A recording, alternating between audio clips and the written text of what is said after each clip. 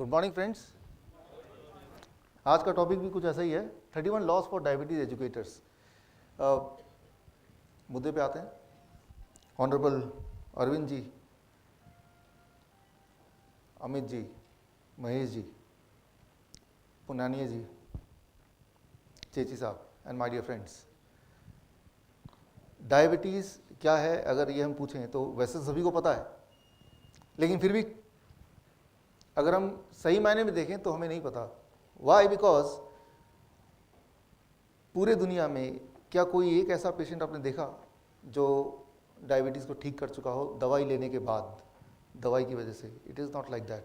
तो यहाँ पे सीए इंस्टीट्यूट में मैं इसको ऐसे कंपेयर करूँगा हमारे सीए के पार्टिसिपेंट्स के लिए कि डायबिटीज़ हेल्थ के लिए वही है जो जीएसटी बिजनेस के लिए है।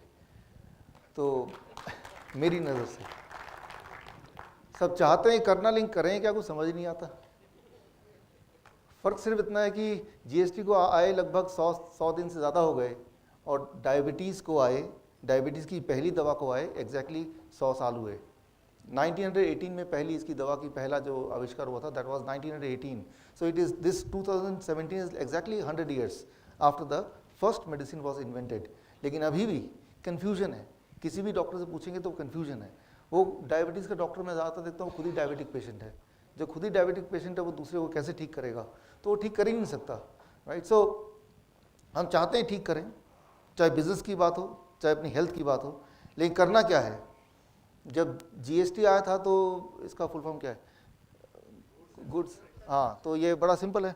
मैंने कहा ये तो गुड्स है और सर्विस है, तो सर्विस टैक्स भी पता है, गुड्स भी पता है, ये दोनों का मतलब पता है। तो आई आस्क्ड माय अकाउंटेंट कि वो कहती मेरे बस की बात नहीं है, मैं तो सिंपल एक अकाउंटेंट हूँ। फिर मैंने अपने सीए से पूछा, कहा कि चलो मैं देखता हूँ, मैं कल बताता हूँ। कुछ बताया, वो कुछ समझ नहीं आया, वो ढूंढ रहा है। सो that is what is diabetes. फिर फाइनली मुझे एक शख्स मिले, वो है अनूप। अनूप जी हैं यहाँ पे, और महेश जी।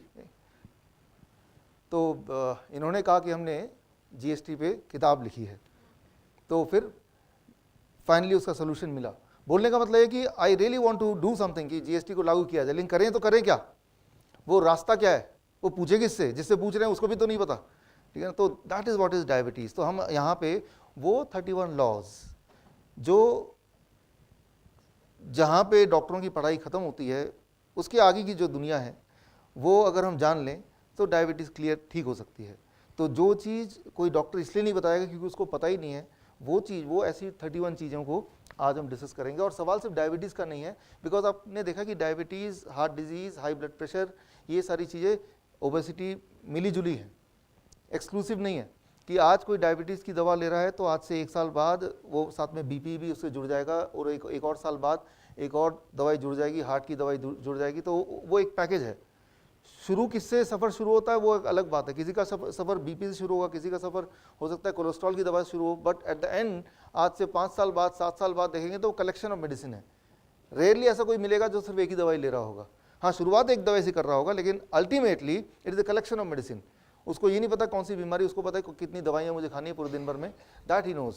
एंड नॉर्मली मैंने देखा कि एक पेशेंट जो होता है 40 से 50 के बीच में, बाय दैट टाइम 10 से 15 की दवाइयाँ, जिसमें मल्टीविटामिन कैप्सूल्स, टॉनिक भी इकट्ठे अगर कर लें तो अबाउट 10 to 15 तो एवरेज है। एवरेज, ज़्यादा का कोई लिमिट नहीं है, लेकिन मिनिमम इतना तो है ही जो एवरेज है। सो जो ये 31 लॉज हैं, ये नॉर्मली हमारे डायबिटीज़ एजुकेटर्स हैं यहाँ पे। जो diabetes educator, they may please raise hand. Thank you, thank you.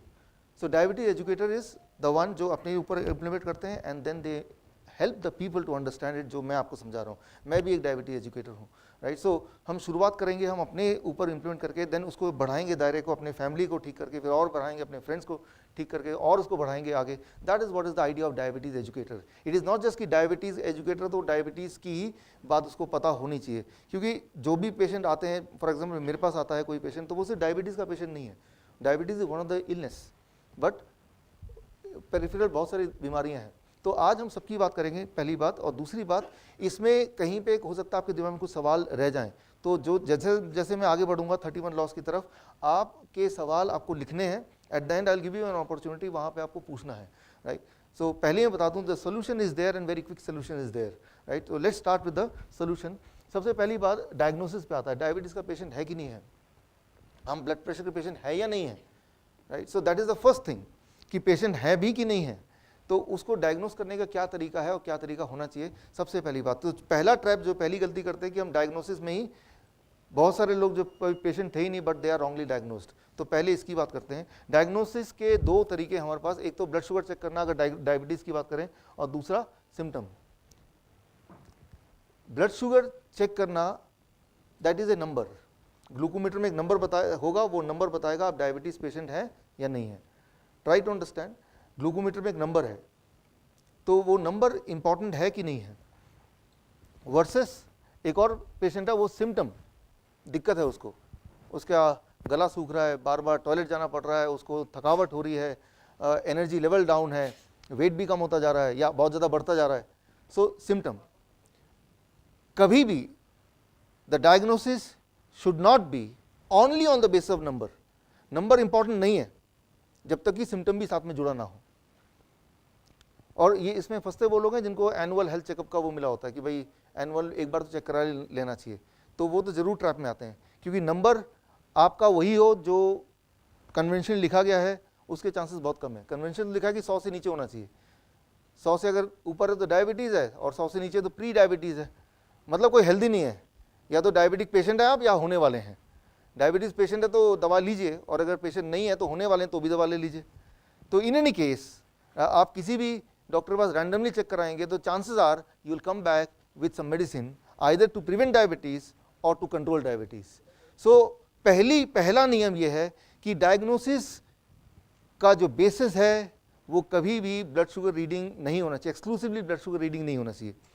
Blood sugar reading किसी की 300 भी हो सकती है बट वो एब्सोल्युटली हेल्दी हो सकता है, तो वो डायबिटीज़ पेशेंट नहीं है। इसको मैं आगे और एलॉबरेट करूंगा, लेकिन अभी पहली पॉइंट कि ब्लड शुगर रीडिंग बेसिस नहीं होना चाहिए, राइट, अगर आप डायग्नोस कर रहे हैं। साथ में सिम्टम अगर हैं तो ब्लड शुगर रीडिंग पे फिर सेकेंडरी है वो, ठीक है ना। इट्स लाइक मैं एग्जांपल दे रहा हूँ, जैसे आप में से कई लोग आए यहाँ पे गूगल मैप को देख के, गूगल मैप आपने सेट कर दिया अपने मोबाइल पे, वो डायरेक्शन दे रहा है सीधे जाइए, फिर राइट जाइए, फिर लेफ्ट जाइए, फिर फाइनली वो बोलता है कि भाई कि आप आते हैं और फाइनली देखते हैं कि यहाँ पे लिखा है सीए का ये इंस्टीट्यूट है, किसी से पूछते हैं वो भी बोलता है सीए का इंस्टीट्यूट है और यही है, लेकिन गूगल मैप बता रहा है कि 2 किलोमीटर आगे जाके है। अब गूगल मैप की बात मानेंगे या जो लोग बोल रहे हैं और जो तो आपको दिख रहा है उसकी बात मानेंगे? कुछ लोग होते हैं जो टेक्नोलॉजी पे ओवर डिपेंडेंट है, मैं तो गूगल मैप की बात मानूंगा, ये बता रहा है अभी भी 2 किलोमीटर आगे है, तो गूगल मैप के अनुसार 2 किलोमीटर आगे जाएगा, एक झोपड़ी दिखेगा, गूगल मैप बोलेगा यही सीए इंस्टीट्यूट है, तो उसी में वो सीए इंस्टीट्यूट ढूंढेगा। तो मैं ये बोलना चाह रहा हूँ कि टेक्नोलॉजी को हमें यूज़ करना है, लेकिन उस पर ओवर डिपेंडेंट नहीं होना। टेक्नोलॉजी से बड़ा एक और technology that is our own body, हमारा बॉडी भी हमें इंडिकेशन देता है, हमारी आंखें, हमारे कान, हमारे नाक, वो भी हमें कुछ बताते हैं। जब हम उसको इग्नोर करके हम टेक्नोलॉजी पे डिपेंड होते हैं, then we become the trap, हम फिर उसका ट्रैप का पार्ट बन जाते हैं। सो टेक्नोलॉजी सेकेंडरी आएगी, राइट। टेक्नोलॉजी की अपनी हेल्प ली यहाँ तक पहुँचने में, बट अपने अपने आँख, कान, नाक भी खोल के रखे, राइट, कि टेक्नोलॉजी फेल हुआ तो एक और टेक्नोलॉजी भगवान ने दिया, पहले उस पर डिपेंड होना है। वो हमने आंखों पे देखा, लिखा हुआ है, एक आदमी बोल भी रहा है, सुनाई भी दे रहा है, महसूस भी कर रहे हैं, दैट बिकम्स इंपॉर्टेंट। अब वो टेक्नोलॉजी क्या करी, 2 किलोमीटर दूर है कि 4 kilometre, that does not make any sense. So पहला नियम ये है, मैंने बहुत सारे ऐसे लोग देखे जो those were very perfectly healthy, बिल्कुल ठीक है, लेकिन रीडिंग जब भी देखो 250, 250, 300, वो उनका बॉडी का होम्योस्टेसिस है, उनका बॉडी का मेकअप भी वैसे है। जैसे हर एक को एक साइज का जूता फिट नहीं बैठ सकता, ठीक उसी तरह से हर एक के लिए एक नंबर फिट नहीं बैठ सकता, तो वो डायबिटीज़ का पेशेंट है ही नहीं। मैं इसको और इलॉबरेट करूंगा आगे, तो पहले हम आगे बढ़ते हैं। तो पहला नियम डायग्नोसिस के लिए, blood sugar is not the primary, it can be secondary, primary बिल्कुल नहीं हो सकता, ना होना चाहिए। Now here most effective to control the blood sugar, किसी को अगर डायबिटीज़ है भी, पहले तो डायबिटीज़ है तो क्या होगा, सिम्टम्स होंगे, दिक्कतें होंगी, राइट। उसके बाद ब्लड शुगर की रीडिंग होगी, कितनी, 250 से ऊपर, 250 से ऊपर रीडिंग भी आ रही है और उसको दिक्कत भी है, डिस्कम्फर्ट भी है, तो हो सकता है डायबिटीज़ पेशेंट हो सकता है कि अभी भी हो सकता है पेशेंट हो या नहीं हो। अगर तो है तो क्या करना है, उसके लिए जो सबसे बड़ी मेडिसिन, सबसे बड़ी दवा जो शुगर लेवल को एकदम कंट्रोल कर देगा, एकदम ही कंट्रोल कर देगा, सबसे powerful medicine, that is the green leaves. ये ग्रीन लीव्स, हरे पत्ते, कौन से हरे पत्ते, कोई भी हरे पत्ते, मूली के पत्ते, पालक के पत्ते, पुदीने के पत्ते, धनिया के पत्ते, पान के पत्ते, आजकल तो सर्दी के मौसम में बहुत सारे पत्ते आ रहे हैं, कोई भी पत्ता, मान लो कोई इंसुलिन का पेशेंट है, जो इंसुलिन लेता है और गलती से अगर वो पत्ते खाया पहले दिन ही, तो उसकी इंसुलिन की रिक्वायरमेंट कम हो जाएगी, और इंसुलिन की मात्रा अगर उसने उतनी ही रखी, डोसेज को कम नहीं किया, तो वो सीधे हाइपोग्लाइसेमिक स्टेज में आ जाएगा। सो जो सबसे बड़ा दवा है दुनिया में जो डायबिटीज़ को या ब्लड शुगर को उसी वक्त कंट्रोल कर सकता है 1-2 घंटे के अंदर ही, उसका नाम है ग्रीन लीव्स। सबसे बड़ी दवा, इमीडिएट सेम डे काम करेगी। और ये फ़र्क उनको दिखेगा ज़्यादा जो इंसुलिन डिपेंडेंट है। अगर कोई 40 यूनिट लेता है तो देखेगा जैसे ही इसको इम्प्लीमेंट किया, 40 की जगह वो 30 यूनिट में ही उतना काम चल जा रहा है। तो that is the most important medicine, right, which is much more powerful than any conventional insulin or any other medicine, right? जो भगवान का बना हुआ ये मेडिसिन है। उसके बाद सेकेंड नंबर पे है वेजिटेबल्स, सब्जियां, कच्ची सब्जी। मैं ये नहीं बोल रहा हूँ कि ये वाली सब्जी या वो वाली सब्जी, मैं बोल रहा हूँ कच्ची सब्जी। कोई भी चीज़ जो आप बोल सकेंगे ये सब्जी में कैटेगराइज होता है, तो वो ब्लड शुगर को इमीडिएटली पहले 4-5 घंटे में, ग्रीन लीव्स हैं जो 2 घंटे में कंट्रोल कर देगा, सब्जी है तो वो 4-5 घंटे में कंट्रोल कर देगा। कौन सी सब्जी, ये आप पे है, सीजनल जो भी वेजिटेबल आपको लगता है, लेकिन वो कच्चा खाना पड़ेगा, तो वो इमीडिएटली कंट्रोल कर देगा। तो पहले तो कोई पेशेंट है कि नहीं है वो एक डाउट है, अगर है भी तो कंट्रोल नहीं करने से मतलब है। तो कंट्रोल करने की सबसे बड़ी दवा मैंने बताया सेकंड नंबर पे वेजिटेबल है। फिर थर्ड नंबर पे स्प्राउट्स है, sprouts. It will take about 7-8 hours to control the blood sugar. अभी खाएंगे तो 7-8 घंटे बाद उसका नतीजा आपको दिख जाएगा। उसके बाद नट्स है, बादाम या कैशू नट या कोई भी मूंगफली, कच्ची, लेकिन कच्ची, और पानी में भिगो लें तो और अच्छा। और उसके बाद जो बहुत इंपॉर्टेंट है दैट इज फ्रूट्स, फल। वैसे तो नॉर्मली डायबिटीज़ के पेशेंट्स को बोलते हैं कि आप फल नहीं खा सकते, लेकिन आपको जान के हैरानी होगी, फल के अंदर भी शुगर होता है। लेकिन इंटरेस्टिंग बात यह है, वो कभी एक्सपेरिमेंट करके मैं दिखाऊंगा आपको, फल के अंदर जो शुगर होता है उसका नाम किसी कोई बता सकता है? फ्रुक्टोज। और फ्रक्टोज जो है वो ब्लड में घुलता ही नहीं, घुलता ही नहीं ब्लड में। फ्रक्टोज सीधे ही इंटेस्टाइन से लिवर में चला जाता है। तो फल का जो मीठापन है या शुगर है वो ब्लड शुगर को नहीं बढ़ाता। हम क्या बोलते हैं, ब्लड ग्लूकोज बोलते हैं, ब्लड फ्रुक्टोज बोलते हैं हम। तो हम ब्लड फ्रुक्टोज क्यों नहीं बोल देते? डॉक्टर ये बोलेगा what is your blood glucose, कभी ये नहीं बोलेगा what is your blood fructose. सुना कभी किसी ने? तो फ्रुक्टोज बोलना चाहिए ना। तो पहली बात तो ये है कि भाई हम फल नहीं खा सकते, आम नहीं खा सकते, मीठे फल नहीं खा सकते। क्यों? क्योंकि उसमें शुगर है। हाँ है, उस शुगर का नाम तो पूछो क्या है, दैट इज फ्रक्टोज, राइट। तो फ्रक्टोज तो ब्लड में घुल नहीं सकता, वो उसमें उस तरह की केमिस्ट्री है ही नहीं, तो वो ब्लड शुगर को बढ़ा नहीं सकता, बल्कि वो लीवर में जाता है और उसके बाद वो एनर्जी में कन्वर्ट होता है। तो वो उल्टा हमारे डायबिटीज़ के पेशेंट के लिए और फायदेमंद है। यहाँ पे आप में से कुछ पेशेंट ऐसे होंगे जो कभी पेशेंट थे, लेकिन अब उन्होंने रोज के रोज किलो के किलो आम खा के, केले खा के अपनी डायबिटीज़ को ठीक कर लिया है। कोई यहाँ पे? हाँ, यहाँ पे 1 है, यहाँ पे 2 हैं, यहाँ पे 3 हैं, यहाँ पे 4 हैं, 5 हैं, यहाँ पे 6 हैं, 7 हैं। तो मतलब ये है कि मैं ये बोलना चाह रहा हूँ कि जहाँ पे डॉक्टर की नॉलेज खत्म होती है वहीं से हमारे डायबिटीज एजुकेटेड नॉलेज शुरू होती है। तो ये एक साइंस है कि fruit can not increase the sugar. Why? Because उसके अंदर जो शुगर होता है वो अलग ढंग का होता है और वो कभी ब्लड में घुलता ही नहीं है। ग्लूकोज भी होता है फ्रूट के अंदर, बट वो बहुत लिमिटेड होता है, वो तो हर जगह होता है, राइट। सो लेकिन ये दवा है, जब भी कोई दवा किसी को मिलती है तो दवा का एक डोज होता है, उस डोज पे वो काम करेगा। तो ये हमारी दवा है। तो ये कोई बोलेगा कि ये तो मैं भी खाता हूँ, रोज ही खाता हूँ, तो मैं डायबिटिक पेशेंट क्यों पिछले 20 साल से? Right dose is important. कितने डोज में मैं लूँ ताकि वो मुझे मेरे ब्लड शुगर को, मेरे ब्लड प्रेशर को कंट्रोल करे। तो उसका फॉर्मूला मैं आपको बताता हूँ। The next slide, very important slide. हम नॉर्मली इसको बोलते हैं DIP डाइट। DIP डाइट क्यों बोलते हैं? ये जो हमारे डायबिटीज एजुकेटर्स हैं उन सबको तो ये पता है कि why it is called DIP diet. और जो मेरी ट्रेनिंग पहली बार देख रहे हैं वो कितने लोग हैं? ओके, ठीक है।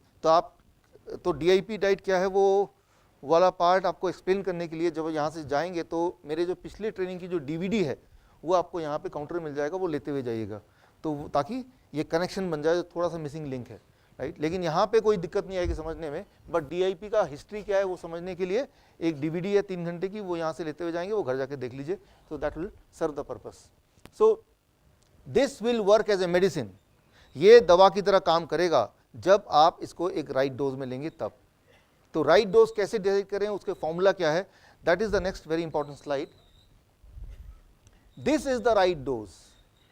वेजिटेबल तो लेना है कितना, आपके बॉडी का 1% बॉडी वेट का, राइट। तो जैसे कोई 100 किलो का है तो कितना किलो लेना पड़ेगा, 1 kg, राइट।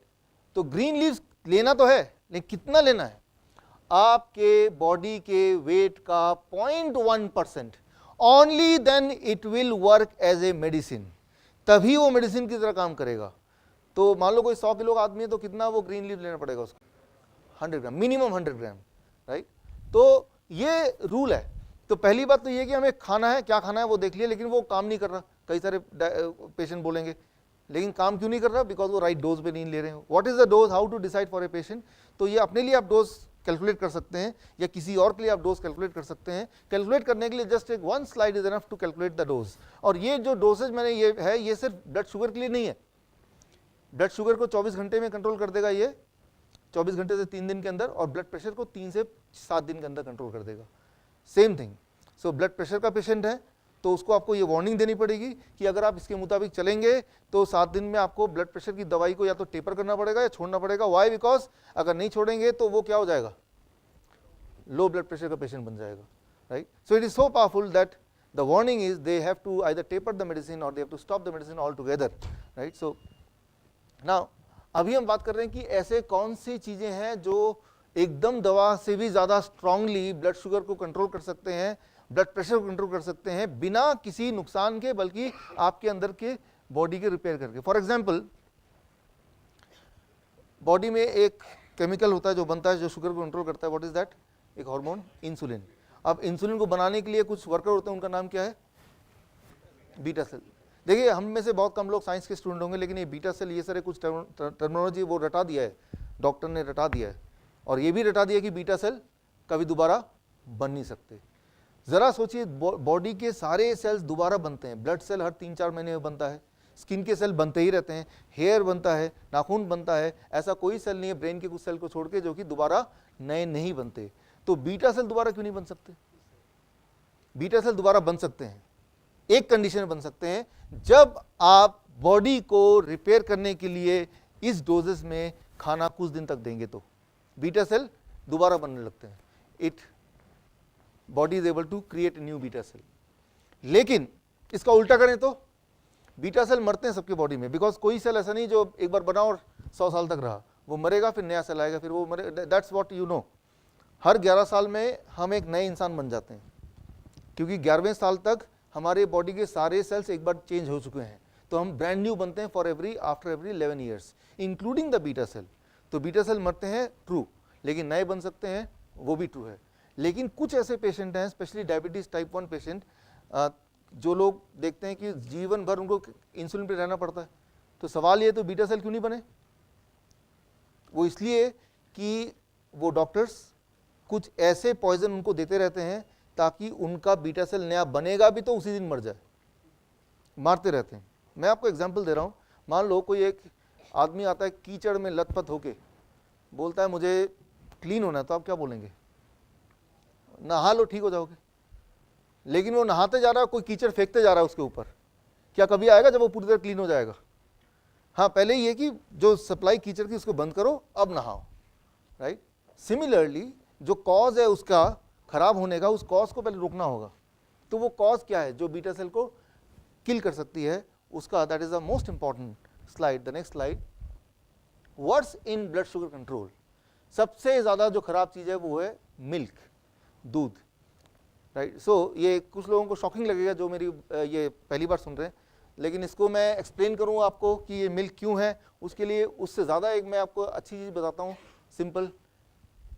एक हफ्ते के लिए अगर आप दूध छोड़ देंगे, एक हफ्ता छोड़िए, 10 दिन के लिए दूध छोड़ देंगे, तो आप देखेंगे, कुछ और मत कीजिए जो मैं बोलने वाला, सिर्फ एक चीज़ कीजिए कि फॉर 1 वीक मैं डेयरी प्रोडक्ट सारा छोड़ देता हूँ, जस्ट एक हफ्ते के लिए। जिंदगी भर तो पिया ही है, खाया है, तो एक हफ्ते में ऐसा क्या हो जाएगा, या 10 दिन में क्या हो जाएगा? जोड़ों के दर्द आपके ठीक होने लगेंगे, ब्लड शुगर आपके नॉर्मल होने लगेगा, ब्लड प्रेशर नॉर्मल होने लगेगा, आपका हाँफना कम हो जाएगा, आपकी बॉडी का वेट नॉर्मल, जो लोग मोटे हैं। ये सारे चेंजेस सिर्फ एक चीज़ से आ सकता है, if you stop the dairy product, right, the moment you stop. तो मैं तो ये वार्निंग देता हूँ, जो इंसुलिन डिपेंडेंट पेशेंट है वो अगर ये मिल्क प्रोडक्ट कम करते हैं या छोड़ते हैं तो उनको इंसुलिन की डिपेंडेंसी भी कम करनी पड़ेगी। क्यों? जैसे ही वो मिल्क प्रोडक्ट छोड़ेंगे, एक चीज होगी कि बॉडी के बीटा सेल दोबारा जन्म, वो तो लेते ही है दोबारा जन्म, लेकिन उनको किल करने का जो पॉइजन है, वो कीचड़ है, वो आपने फेंकना बंद कर दिया। The moment you stop throwing right the filth, जैसे आपने कीचड़ फेंकना बंद किया तो क्या हुआ? तो वो तो नए जन्म ले रहे हैं, लेकिन वो मरेंगे नहीं अब, और वो मरेंगे नहीं तो इंसुलिन प्रोडक्शन क्या होगा? बढ़ जाएगा। तो आपको बाहर से इंसुलिन लेना, वो क्या करना पड़ेगा? घटाना पड़ेगा, राइट। सो कई बार मैं हैरान होता हूँ देख के डॉक्टरों को, कई बार कुछ ऐसे बच्चे होते हैं कि जिनके इंसुलिन की डिपेंडेंसी कम हो जाती है, यानी कि वो 20 यूनिट ले रहे थे, लेकिन कुछ दिन बाद कुछ ऐसा हुआ कि 10 यूनिट पे काम चल रहा है। डॉक्टर को पता चलता है, डॉक्टर बोलता है ऐसा करो, इसकी दूध की मात्रा डबल कर दो, और जैसे ही वो डबल कर दिया, दोबारा से वो जो 10 यूनिट से काम चल रहा था, दोबारा वो 20 पे आया। तो it is really surprising, really surprising, right. So सबसे बड़ा दुश्मन जो है वो है मिल्क प्रोडक्ट। इसके बारे में ज़्यादा डिस्कस ना करके, I challenge you, you do it for 1 week और 10 डेज। रिफाइंड फूड, ये सबसे सेकंड नंबर पे बड़ा दुश्मन है। ये ब्लड प्रेशर बढ़ा सकता है, ब्लड शुगर बढ़ा सकता है, ये बॉडी का जो बहुत सारे हार्मोन्स हैं जिनके प्रोडक्शन को डिस्टर्ब कर सकता है, इंक्लूडिंग थायराइड। अच्छा, ये कैसे करता है? ये बड़ी इंटरेस्टिंग बात है, ये सिंपली आपको समझ आएगी। जब आप सोचते हैं कि मुझे खाना खाना है, ऐसे सोचते हैं, तो खाने की पिक्चर आती है दिमाग में। फॉर एग्जाम्पल एप्पल, ठीक है ना। जैसे ही आपने एप्पल की पिक्चर दिमाग में सोची, ब्रेन ने तभी पहला सिग्नल दे दिया और बॉडी में हार्मोन प्रोडक्शन चालू हो गए, including insulin, that is just one of them. फिर जब आपने उस खाने को देखा, ये रहा एप्पल, तो ब्रेन ने सिग्नल दोबारा भेजा। फिर आपने लिया, छुआ, फिर स्मेल किया, फिर टेस्ट किया। वो हर एक्शन बॉडी को प्रिपेयर कर रही है वो फूड को वेलकम करने के लिए। फिर जब उसको चबा रहे हैं, तो सबसे इंपॉर्टेंट एक्शन, तो बॉडी में कई सारे हार्मोन तैयार हो रहे हैं कि स्टमक में, इंटेस्टाइन में, ब्लड में, जो कि उस फूड को अच्छी तरह एक्सेप्ट करे और सही जगह भेजे। लेकिन जब जो रिफाइंड फूड है, उसको चबाने में कितना टाइम लगेगा? लगेगा ही नहीं। वो आप एक बिस्किट खाने में कितना टाइम लगेगा? आधे मिनट भी नहीं लगेगा। तो वो चबाने वाला प्रोसेस हमारा 1/10 रह गया है। तो वो जो सिग्नलिंग सिस्टम है बॉडी की, वो सिग्नलिंग सिस्टम जो है, वो सिग्नल दिया नहीं, पहले ही खाना पहुंच गया। और जब पहले ही खाना पहुंच गया, होता नहीं है, आप किसी गेस्ट को बुलाते हो अपने घर पे, भाई 7 बजे आ जाना जी, आप उसको देख के कि 7 बजे हैं तो मैं 6:30 बजे तैयार कर लूँगा। वो 5 बजे आ गया तो क्या होगा? You will be disturbed, right. तैयारी तो हुई नहीं, आपने तो 7 बजे का टारगेट रखा था, वो 5 बजे आके बैठ गया या वो 3 बजे आके बैठ गया, तो आपको खुशी नहीं होगी गेस्ट आ गया, आपको एक टेंशन हो गया, आप क्या करें, राइट। सिमिलरली वो फूड अचानक आ गया स्टमक में, तो क्या होगा? अचानक आ गया ब्लड में, वो स्टमक ने धक्का के ब्लड में भेज दिया, तो उस इंसान का ब्लड प्रेशर बढ़ गया, ब्लड शुगर बढ़ गया, कोलेस्ट्रॉल बढ़ गया, जितने सारे पैरामीटर है वो इधर उधर हो गए, राइट। तो इट इज़ लाइक एक गेस्ट आ रहा है, वो हम क्या करते हैं, गेस्ट के कहीं जाते हैं तो अचानक नहीं पेश हो जाते, वी गिव ए कॉल कि मैं पहुंचने वाला हूँ, अच्छा मैं इस चौक तक पहुंच गया हूँ, ठीक है। तो कहीं ना कहीं दिमाग में रहता है कि वो बंदा भी प्रिपेयर हो रहा है, right. Similarly body also prepares, right. लेकिन रिफाइंड फूड में ये दिक्कत है। And then animal food, right.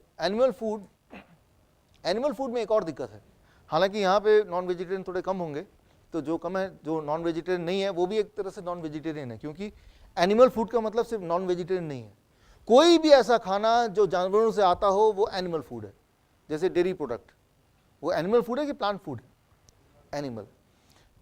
Animal food की दिक्कत क्या है कि एनिमल्स का जो प्रोटीन है, जितने भी एनिमल्स हैं, अगर सिंपल भाषा में बात करें, सारे एनिमल के प्रोटीन आपस में मिलते जुलते हैं एंड वो प्लांट के प्रोटीन से अलग हैं। एनिमल का प्रोटीन प्लांट के प्रोटीन से अलग दिखता है, राइट। और जब हम कुछ खाते हैं, जैसे अंडा खाया, तो वो प्रोटीन स्टमक में कई टुकड़ों में कटता है, तब जाके ब्लड में घुलता है, और ब्लड तभी उसको यूज़ कर पाता है, राइट, छोटे छोटे हिस्सों में। कई बार हमारे स्टमक इतने नाजुक हैं कि वो प्रोटीन को टुकड़ों में नहीं काट सकते, तो सीधे ब्लड में घुल जाएगा, और जो सीधे घुलेगा तो वो बॉडी के लिए बेकार है। तो इम्यूनिटी को ब्रेन बोलता है कि वो प्रोटीन को उठा के फेंक दो जो ब्लड में सीधे ही आ गया बिना कटे। तो इम्यूनिटी पूछती है कि कौन सा प्रोटीन को, तो ब्रेन सिग्नल देता है प्रोटीन का शेप ऐसा है, लेकिन वो जो शेप है उस प्रोटीन का, वो एनिमल प्रोटीन का शेप कैसा होगा? आप एनिमल है कि आप प्लांट हैं?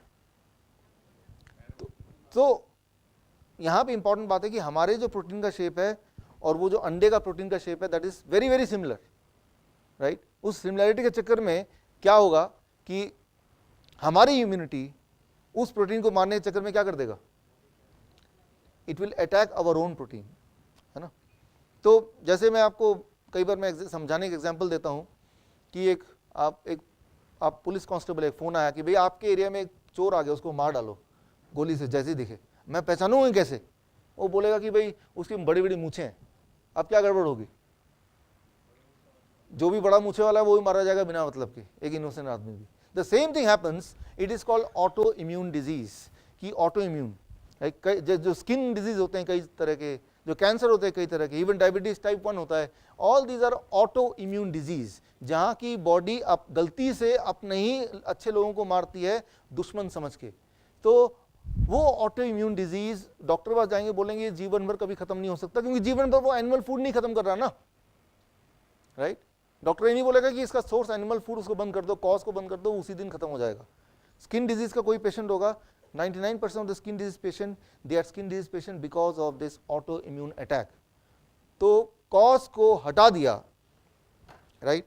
मान लीजिए मैं बोलता हूँ कि यहाँ पे आते हैं, देखते हैं बहुत बदबू है, बहुत बदबू है, डॉक्टर पास जाएंगे, डॉक्टर बोलेगा भाई यहाँ बदबू है, मैं रह नहीं पाती, वो एक परफ्यूम देगा, छिड़क देना भाई दिन में 2 बार, बदबू चलेगी। लेकिन फिर क्या कि वो जो चूहा मरा हुआ था वो और सड़ गया, तो 2 बार देने के बाद भी बदबू फिर भी आ रही है। डॉक्टर बोलते ये भी काम नहीं कर रहा, डॉक्टर बोल रहे ऐसा करो, अब से 4 बार छिड़क देना परफ्यूम, 4 बार लगाया, आप कंफर्टेबल हैं, लेकिन फिर भी क्या होगा कुछ समय के बाद वो भी एनफ नहीं होगा, बिकॉज वो तो सड़ता जा रहा है ना। तो यहाँ पे सोल्यूशन क्या है? तो चूहे को पकड़ के वो उठा के बाहर फेंक दो। जो कॉज है, जब तक उसको हम उठा के अलग नहीं करेंगे, क्योर नहीं हो सकता। तो ऑटोइम्यून डिजीज में 99% ऑटोइम्यून डिजीज का जो कॉज होता है वो रिफाइंड एंड एनिमल, ये दोनों मिला के है। इसको जब तक हटाएंगे नहीं तब तक वो जिंदगी भर बीमार रहेगा। ऐसा कोई स्किन डिजीज का पेशेंट नहीं देखा होगा कि जो ये बोलता हो कि अब मैं ठीक हो गया हूँ। टेम्परली कुछ ना कुछ हो जाता होगा, लेकिन परमानेंटली वो बीमारी रहता लगातार, ऑटो इम्यूनिटी चलती रहती है। क्यों? क्योंकि वो जो चूहा है उसको फेंका नहीं, घर के अंदर रखा हुआ है, वो सिर्फ मैनिपुलेट करने की कोशिश कर रहे हैं, कभी परफ्यूम बढ़ा के, कभी उसको चेंज करके, कभी कुछ और करके, कभी उस घर से बाहर भागे। बट द कॉज को हमें समझना, उसको हटा देना। द मोमेंट आपको स्किन डिजीज के पेशेंट से मिलेंगे, उसको सिर्फ 2 चीज बोलिए, रिफाइंड फूड और एनिमल फूड को, और नहीं 15 दिन के लिए हटा दीजिए, एक्सपेरिमेंटल। आप देखेंगे 15 दिन के अंदर उसकी बॉडी के अंदर जो सालों साल से था, वो जो जख्म थे, घाव हो गए थे स्किन डिजीज के, वो वैनिश हो जाएंगे। 15 डेज क्या होता है, राइट?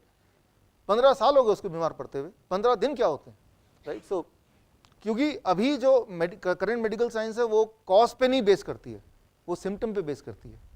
सिम्टम क्या है? मुझे जुकाम, दर्द है बाहर, तो क्या है कि वहीं पे मलहम लगा दिया। सिम्टम क्या है? मुझे बदबू आ रही है, तो बदबू का इलाज कर रहे हैं, लेकिन बदबू क्यों आ रही है ये नहीं पूछ रहा वो डॉक्टर कि कारण क्या है। उनको ना तो पूछेंगे ना बताएंगे, उनका सिलेबस देखेंगे ना तो उसमें, उस सिलेबस में कॉज के बारे में जिक्र करना या वो कोई प्रोटोकॉल का पार्ट ही नहीं है। सो उसको सिर्फ उतना ही देखना है। अब बचपन में आपने देखा हो, एक कहानी आपने पढ़ी है 7 अंधों की, जो हाथी के अलग अलग पार्ट को पकड़ लेते हैं। एक को पूछता हाथी क्या, ये क्या पकड़ा है, तो वो बोलता है ये तो सांप लग रहा है, याद आ रहा है आपको? एक को बोलता है आपको क्या लग रहा है, लगता है बहुत बड़ी दीवार है। तो डॉक्टर ये है कि वो उसका फोकस है आजकल, मैं तो आई स्पेशलिस्ट हूँ, मैं तो ये स्पेशलिस्ट हूँ। आई का भी कई सारे डायमेंशन हो गए, आई का बीच वाला हिस्से का एक अलग स्पेशलिस्ट है, बाहर के हिस्से का एक तीसरा स्पेशलिस्ट है। तो वो कभी इलाज नहीं कर सकते, इलाज तो कर सकते हैं, ठीक नहीं कर सकते कभी। सो उसके बाद था oil, anything which is packed, anything refined. क्या है? कोई भी चीज आप तक पहुंचने से पहले फैक्ट्री के रास्ते से होते हुए आप तक पहुंच रही है तो वो रिफाइंड है। कोई भी चीज हाथ में लेके देखिए और पूछिए ये इंसान ने बनाया या भगवान ने बनाया, अगर आंसर आ रहा है ये इंसान ने बनाया तो वो रिफाइंड है, राइट? तो ये सिंपल डेफिनेशन है।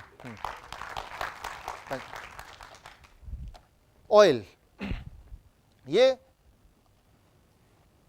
चौथे नंबर पे सबसे खराब चीज ऑयल।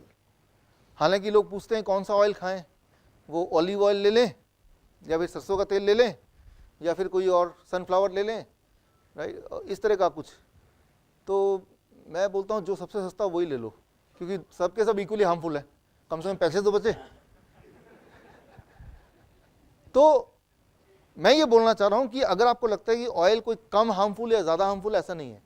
कोई भी ऑयल, जो पहली बात तो यूज़ कैसे करते हैं, उसको पहले गर्म करते हैं। The moment any oil is heated, heat करते ही सारे ऑयल एक जैसे हो गए, एक जैसे खराब, हीट करते ही। और जैसे पराठे में लगाएंगे, हीट करेंगे ना, ऐसे तो लगाएंगे नहीं, राइट। तो पहले तो ऐसे भी नहीं लेना चाहिए, बट हमारे जो यहाँ पे ट्रेंड है कि हम उसको हीट के थ्रू उसको फूड के वो के उसमें ले जाते हैं। तो जब the moment it is heated, all the oil, the chemical structure became same, exactly same, you cannot differentiate. This means all the oil are equally harmful. तो हमें क्या करना है, उसको कम से कम करना है, इस बात की चिंता नहीं करनी ये ऑयल है तो अच्छा है, वो ऑयल तो खराब हो तो इक्वली खराब है। You cannot distinguish chemically, you cannot distinguish once it is heated, right. So time बचेगा तो इसके केमिकल स्ट्रक्चर पे आएंगे कभी, right. And finally cooked food, मैं ये नहीं बोल रहा cooked food is a poison, मैं बोल रहा हूँ कुक्ड फूड जो पका के खाना होता है वो आपके पेट को भर सकता है, थोड़ा बहुत आपको न्यूट्रिशन दे सकता है, लेकिन बॉडी में कोई अगर डैमेज हो गया है, रिपेयर करना है, कुक्ड फूड रिपेयर नहीं करता है। मैं सिर्फ इतना बोल रहा हूँ, मैं ये नहीं बोल रहा हूँ कुक्ड फूड खाना चाहिए कि नहीं खाना चाहिए, मैं सिर्फ ये बोल रहा हूँ कुक्ड फूड आपको न्यूट्रिशन देगा, आपके पेट को भर देगा, आपको एनर्जी देगा, but cooked food can not do anything to repair your body. अगर कहीं पे जख्म हो गया है, या कहीं पे घाव हो गया है, या कहीं पे कोई सेल डेड हो गया है, या कहीं पे कोई ट्यूमर आ गया है, तो कुक्ड फूड में वो ताकत नहीं है कि वो आपकी रिपेयरिंग करे, राइट। वो रिपेयरिंग में कोई कंट्रीब्यूशन नहीं है, राइट। सो तो ये that is what is this. तो वर्ड्स में सबसे ज़्यादा जो सबसे ऊपर है वो सबसे खतरनाक, और सबसे नीचे वाला एक्सेप्टेबल है। एक हेल्दी आदमी इसको लेगा तो कुछ नुकसान तो नहीं होगा, लेकिन कुछ फ़ायदा होगा ऐसा नहीं है, मेडिकली कोई फ़ायदा होगा ऐसा नहीं है। पेट भरेगा, न्यूट्रिशन मिलेगी, एनर्जी मिलेगा, रिपेयरिंग नहीं होगी। ओके, सो घी ऑयल वाले कैटेगरी में करेगा या डेयरी प्रोडक्ट में, मिल्क में करेगा, राइट, इनमें करेगा, दोनों में। अच्छा ऐसा ना, क्वेश्चन लिखते रहिए, 31 अभी फटाफट खत्म करते हैं, उसके बाद आप जो पूछेंगे, क्योंकि जो आप पूछ रहे हैं इसका आंसर कहीं आगे कहीं ना कहीं है, राइट। लेकिन इसको पहले खत्म करके then we can interact, you can write the questions, right. हम 4 पे पहुंचे, 5वें पे बड़ा इंटरेस्टिंग 5वां इंसुलिन डिपेंडेंट पेशेंट के लिए है। मान लो जो इंसुलिन डिपेंडेंट पेशेंट है, आपके घर में हो, आसपास हो, उनसे वो इंसुलिन लेते हैं ताकि ब्लड शुगर कंट्रोल में हो। कंट्रोल का मतलब क्या है, अगर 150 से 250 के बीच में अगर इंसुलिन ब्लड शुगर है तो that is a good control. एम बहुत नीचे करने की जरूरत नहीं है, 150 से 250। मैं एक्सट्रीम केस ले रहा हूं कि एक आदमी है वो इंसुलिन डिपेंडेंट है, वो उसका अगर ब्लड शुगर 400 है तो ज़्यादा खतरनाक है, या 60 है तो ज़्यादा खतरनाक, कौन सा ज़्यादा डैमेजिंग होगा? 60 लो। और इतना लो कभी भी बॉडी नॉर्मली नेचुरली नहीं करती, चाहे भूखे रहें तब भी। वो तभी होगा जब आप इंसुलिन का ओवरडोज लेंगे या मेडिसिन का ओवरडोज लेंगे, राइट। सो ये बात एकदम क्लियर करनी चाहिए, that is the rule number 5 for diabetes educator, कि अगर कोई दवा पे है या कोई इंसुलिन पे है तो उसको ये एम करना है कि शुगर से थोड़ा ज़्यादा बढ़ा रहा है, कोई दिक्कत नहीं है, लेकिन ओवरडोज से ज़्यादा कम ना हो जाए। ये हमें याद रखना है, high blood sugar is not good, but high insulin dose is even worse. ज़्यादा शुगर अच्छा है ऐसा नहीं है, वो थोड़ा ख़राब है, लेकिन ज़्यादा इंसुलिन और ख़राब है। तो खराब और ख़राब में हमें चूज़ करना हो तो ख़राब को ही चूज़ करेंगे ना। मैं ये नहीं बोल रहा हूँ कि 400 रहना बड़ा अच्छा है, लेकिन 60 रहना और ख़राब है। और 60 आया कैसे? सिर्फ एक ही तरीके से आ सकता है, जब आप आर्टिफिशियली कुछ लेंगे, केमिकल लेंगे या इंजेक्ट करेंगे, that is the only way. Normally आप भूखे रहिए 10 दिन तक, तब भी 60 नहीं आएगा। बॉडी की टेंडेंसी नहीं है, बॉडी अपने स्टोरेज में से आपको शुगर देता रहेगा, एनर्जी देता रहेगा, कुछ ना कुछ जुगाड़ करेगा body, right. So this is rule number 5। Now इसीलिए रूल नंबर 6 आता है, क्योंकि रूल नंबर 5 क्या है कि लो शुगर नहीं होना चाहिए, उससे बचना चाहिए हमें, वो डैमेजिंग होता है, वेरी लो शुगर। अगर कोई 24 जो DIP डाइट में कोई आता है, DIP डाइट कौन सा वाला है वो मैंने आपको बताया था, ये इस रेशियो में कोई अगर खाने की सोचता है तो he is a DIP diet intake कर रहा है वो, right, he is taking DIP diet. So इस डाइट पे जैसे ही कोई आएगा, वो 100% ना करे, इसको अगर 50% भी अमल कर रहा है, तो अगर ऐसा वो करेगा तो एक रूल और जुड़ जाएगा, दैट इज कि 24 घंटे के अंदर ही, उस डाइट के लेने के अंदर ही उसको अपनी दवा बंद करनी होगी। आज अगर घर जाके अपने पेशेंट को किसी को बोलते हैं कि ये डाइट पे आ जाओ, और वो अगर दवा पे है, तो ये डाइट पे आने का मतलब वो दवा छोड़ना ज़रूरी है। दवा नहीं छोड़ेंगे तो क्या होगा, ये डाइट क्या कर रहा है, ब्लड शुगर को कम कर रहा है, वो दवा क्या कर रहा है, वो भी कम, दोनों मिलके क्या होगा, बहुत कम। तो आप उस पेशेंट का नुकसान कर रहे हैं उल्टा, और हमारी टेंडेंसी उस पेशेंट को फायदा पहुंचाना। तो उसको ये है कि या तो आप वो दवा भी बंद करो तो ये शुरू करो, क्योंकि ये भी दवा है बट नेचुरल दवा है। लेकिन अगर ये भी शुरू कर, कई सारे पेशेंट आते हैं मेरे पास कि डॉक्टर साहब खाना वाला आपका मान लेता हूँ और दवा वाला भी उस डॉक्टर का मान लेता हूँ। वो सोचते हैं बीच का रास्ता, लेकिन वो ज़्यादा खतरनाक। मैंने कहा कि भाई दोनों में से एक चुनो, you have to choose one of them.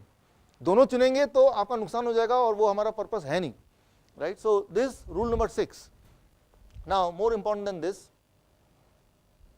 अगर जो इंसुलिन डिपेंडेंट पेशेंट है और अगर वो ये बोलता है कि मैं 100% वर्ड यूज कर रहा हूं, वो DIP डाइट में आऊंगा जो मैंने अभी स्लाइड दिखाया था, तो अगर कोई ऐसा करेगा तो उसी समय से, जिस समय उसने ये सोचा और करना शुरू किया, फ्रॉम दैट, मैं दैट डे नहीं बोल रहा हूं, दैट मोमेंट ओनली, राइट, जो इंसुलिन वो लेगा, वो इंसुलिन की मात्रा ऑन एवरेज 1/3 करना होगा। फॉर एग्जाम्पल अगर वो 100 यूनिट लेता था तो, और DIP डाइट में आज से आना शुरू करेगा, तो आज कितना इंसुलिन लेना पड़ेगा उसको 100 की जगह? How much? 33 reduce to, right, reduce to होगा ये, राइट। यहाँ पे मिस्टेक आप उसको मैं क्लियर कर देता हूँ कि अगर 100 वाला है तो उसको 33 से ही वही वाला फायदा मिलेगा, उतना ही ब्लड शुगर हो जाएगा जो नॉर्मली 100 से होता था। क्लियर हो गई ये बात, राइट। और अगर वो नहीं मान रहा, कई ऐसे पेशेंट होंगे, ठीक है डाइट तो ये ले लेता हूँ, इंसुलिन उतना ही चलने देता हूँ, दैट इज वेरी डेंजरस। तो वो बहुत ही डेंजरस इसलिए ये है कि अगर if you think of suggesting somebody the diet, आपको शुरुआती इससे करना है कि क्या आप इंसुलिन की डोज को चेंज करने को तैयार हैं। अगर तो नहीं तो डाइट के बारे में सुनने की भी जरूरत नहीं है, राइट। सो क्यों? क्योंकि अगर वो इंसुलिन डोज नहीं चेंज करेंगे तो उसके लिए बहुत डैमेजिंग हो जाएगा, वो बहुत लो ब्लड शुगर चला जाएगा और वो हम चाहते नहीं है, we don't want that, right. So that becomes rule number 7। Now the rule number 8, इसमें कुछ पेशेंट ऐसे आएंगे जिनको दांतों की दिक्कत है, टीथ प्रॉब्लम, जो बूढ़े लोग हैं वो चबा नहीं सकते, राइट। या कुछ लोग हैं बोर हो जाते हैं चबाते चबाते, बोलते हैं डॉक्टर साहब ये जो वेजिटेबल कच्चा और ये पत्ते खाते हैं मुझे ऐसा लग रहा है जैसे मैं गाय हूँ, चबाते रहते हैं, वो खत्म ही नहीं होता, राइट। चबाने की आदत नहीं ना हमें, राइट। वो ब्रेकफास्ट अगर इसके अकॉर्डिंग करेंगे, जैसे मैंने आपको बताया DIP diet will take about 1 hour, lunch करेंगे तो लगेगा 1 घंटा, डिनर करेंगे तो लगेगा 1 घंटा। तो जो इंसान 10 मिनट में लंच एंड डिनर फिनिश करने का आदी हो, वो 1 घंटा कहाँ देगा, राइट। तो बोलता है मैं चबाता रहता हूँ, तो मैं तो वो बोर हो गया, मैं थक गया, राइट। तो फिर मैं उसको बोलता हूँ, नेगोशिएशन होता नहीं है, जब आप किसी दुकान में जाते हैं तो थोड़ा नेगोशिएशन करते हैं, यार इतने का लगा दो, नहीं इतना का लगा दो, कि कहाँ उसका दिमाग फिट होता है, दुकानदार सोचता है 10 रुपये कम करने से ये माल मैं बेच सकता हूँ। तो हमारी हालत एज ए डायबिटीज एजुकेटर वही है कि यार ये तो मानेगा नहीं, मैं बोलूँ 1 घंटा लगेगा तो ये करेगा ही नहीं, मेरी बात मानेगा ही नहीं। तो मैं फिर थोड़ा नेगोशिएट करके कि अच्छा ऐसा कर लेना, थोड़ा स्टीम कर लेना, स्टीम करने से क्या होगा, थोड़ा नरम हो जाएगा तो जल्दी खा लेगा। लेकिन कोई ऐसा भी होगा स्टीम से भी नहीं मानेगा, फिर क्या बोलना है, चल यार थोड़ा बॉईल कर लेना और नरम हो जाएगा।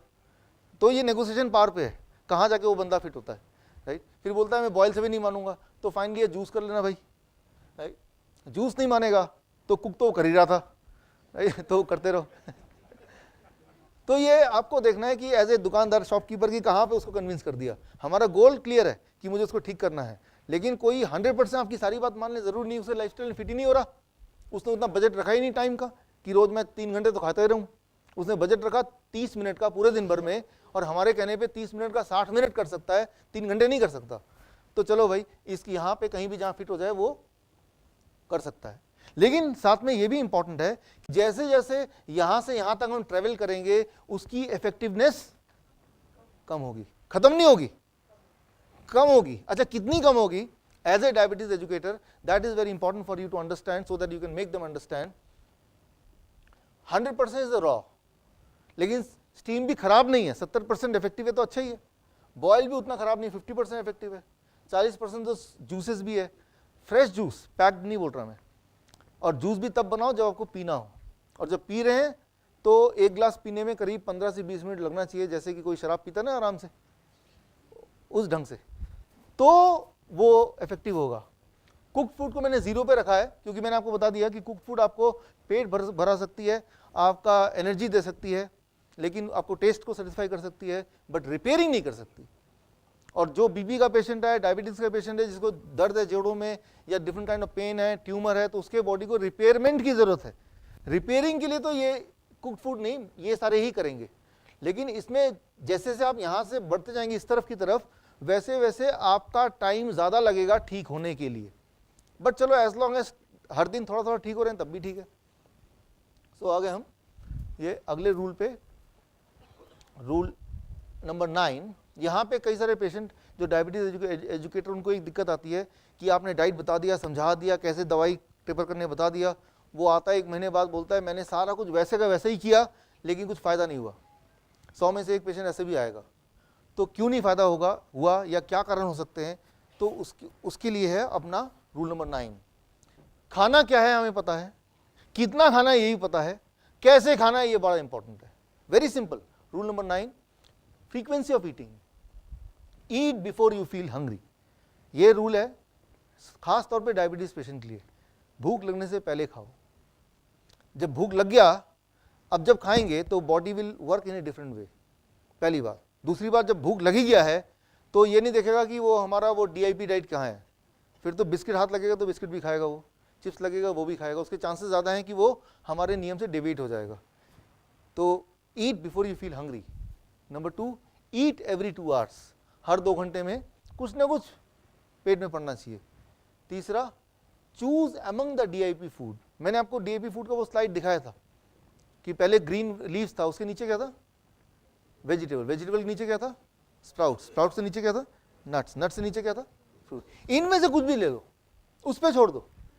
कोई बोलता मुझे तो फ्रूट्स बहुत पसंद है, एक तो बहुत नरम होता है वो, दूसरा मीठा होता है, तो वो बिना थोड़ा चबा के खा सकता है वो, तो मैं बोलता हूँ वही खाओ। फिर क्या मैं 1 दर्जन केले खा सकता हूँ, 2 दर्जन खा सकते हो, पूरे दिन केले भी रह सकते हो। एक बार रह के देखिए एक्सपेरिमेंट करके, अगर आपको लगता है ना इससे शुगर बढ़ता है, एक दिन करके देखिए। शुगर थोड़ा तो बढ़ेगा ही टेम्परली, बट इमीडिएटली ड्रॉप भी होगा। क्योंकि थोड़ा क्यों बढ़ेगा, फ्रुक्टोज के साथ ग्लूकोज थोड़ा सा फ्रूट्स में भी होता है, जो कि सब जगह होता है, but that is a good food. So this is the rule number 9, that you have to eat in this वे।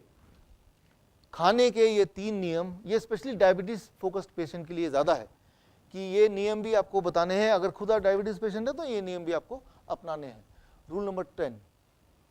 अच्छा, इनमें से कौन सा रिलायबल है, which blood sugar is reliable. पहली बात तो मैंने बताया कि ब्लड शुगर की रीडिंग उतनी रिलायबल होती नहीं है, और अगर होती भी है कंपैरेटिवली तो कौन सा वाली रीडिंग ज़्यादा रिलायबल होती है।